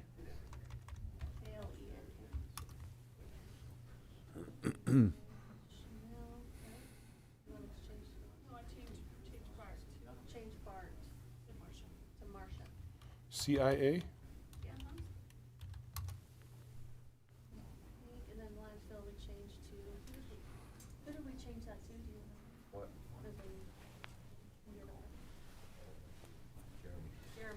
Jeremy Truman. And one thing we probably should do too, Jen, we'll send this to you, and these dates could be updated. I'm pretty sure they're not all October of 18. You bet. Does Ben Harris sound right for the road department? Everybody else look good? Carrie in the auditor's office, Melanie in the treasurer, Mikkel. Okay. Special Service District number 3 is me, and that's all correct. I appreciate those gentlemen. They're good to work with me. I'm going to fix that phone number. LAPC. I can't speak to this one. Yeah, that's fine. That's good. Is that right? Uh-huh. Okay. Mountain View Special Service District. We've talked about this one perhaps dying. I think it's still on the books. I don't think they're active. I don't know much about them. Okay, now these were highlighted in yellow, Jeannie, because? It just popped up, because of the dates coming up. Oh yeah, we've got way overdue. This might be good. Are you natural resource, Mike? I think so.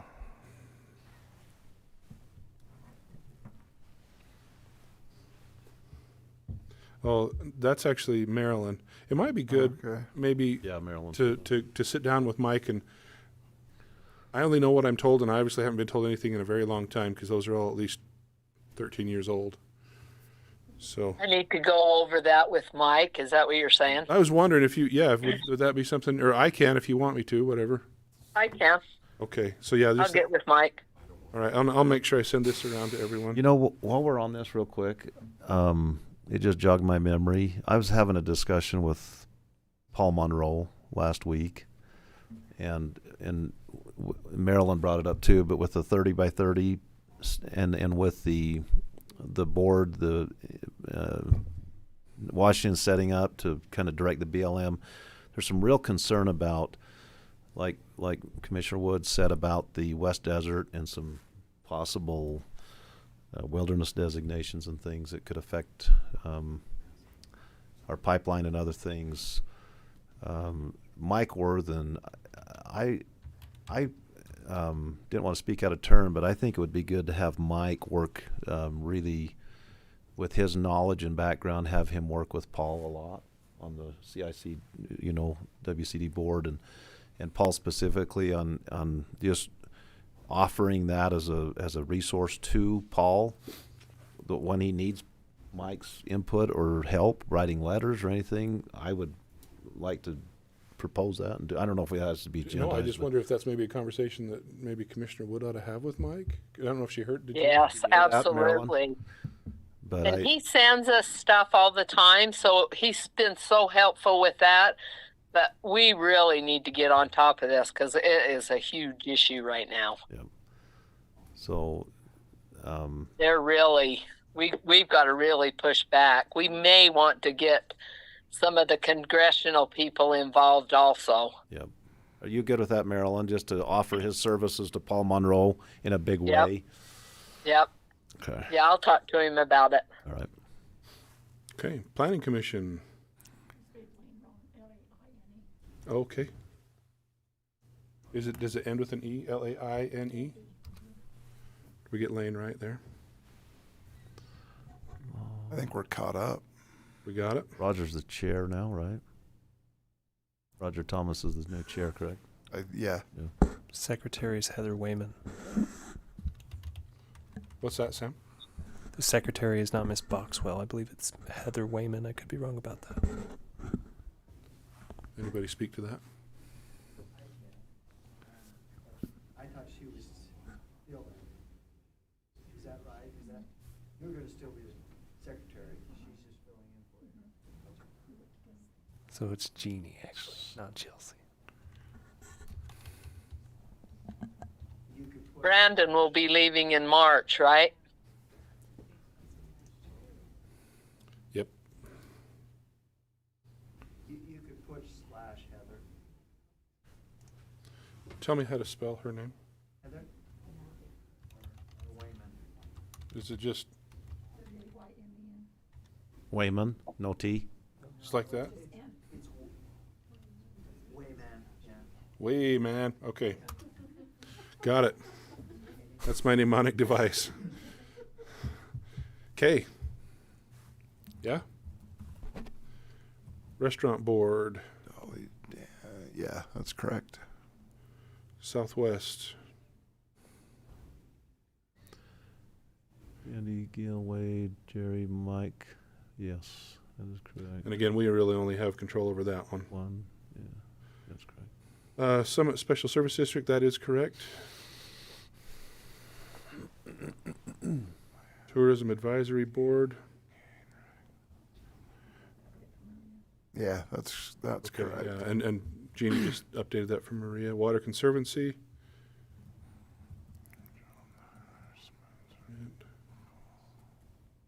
Did you check with Paul on this one, Jeannie? Terry, Hartley, Yeah. Jerry, Tyler, Joel, Tyler, Spencer, Dave.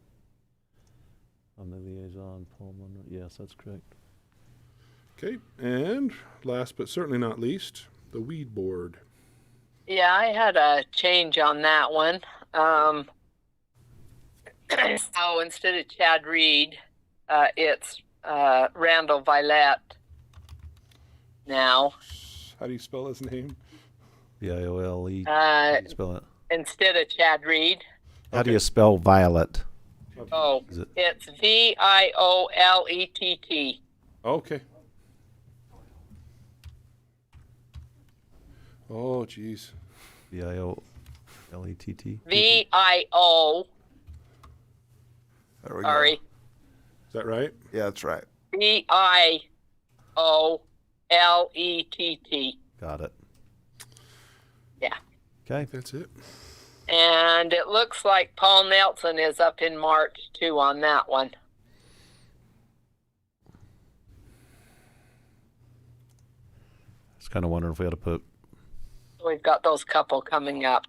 What were you thinking? Bruce Anderson on there with all the drug deals, weed board. I know. It's not that kind of weed.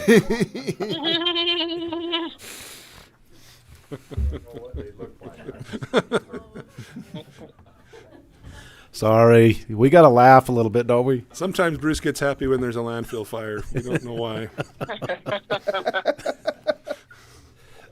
All right. Really smoky. Are we done with that? I think so. All right. Okay. Very good. So we don't need to vote on that, do we? Just that's administrative. Oh yeah. All right. 15 personnel. Jennifer. Hello. Good afternoon. All right. First in the Sheriff's Office, corrections. Amanda Berman has submitted her intent to return to her original position as a Deputy 3 backfill of her vacant position effective February 13th, 2022. And I don't know if you want to go on that one before I cover the other department. Sure. I'll move for approval of the rehire of Amanda Berman as Corrections Deputy 3 in the backfill of a vacant position effective February 13th, 2022. Second. Okay, it's been moved and seconded. All in favor? Aye. Aye. Aye. All right. So the road items go hand in hand. So I'll cover them all together. And then if we have a discussion, we can kind of go from there. Feedback. With the recent transition of the road department head, it seems like the appropriate time to evaluate the needs for the county, also factoring in the growth and trends we see in other counties of our size within the state. It seems like the appropriate time to create a public works director to oversee both the landfill and the road department. Bruce Anderson was selected by the commission for appointment as the Public Works Director, where he will supervise both the landfill and the roads departments, effective 1/23/2022. This position will run with the assistance from the roads supervisor, assistant road supervisor, and with your approval, the newly created assistant landfill supervisor position. If approved, this position will be filled internally from one of the 2 landfill lead workers at the next commission meeting. Preston Nilsson has elected to voluntarily transfer from a salaried road supervisor to an hourly full-time maintenance worker, effective 1/23/2022. And if you have any questions, we can answer that, or if anybody else has any questions, I'd be happy to. I would move to approve the new position as stated by Jennifer, and also Preston's also stated by Jennifer. Reclassification. Okay. Okay, it's been moved.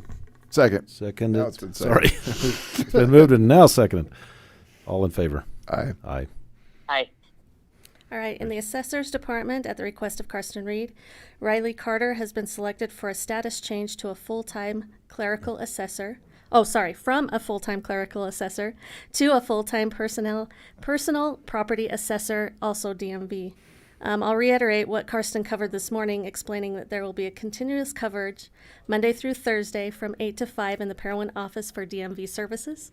And with Riley covering the DMV in the mornings and as well as when the new part-time employee is not present. And that will be effective date January 23, 2022.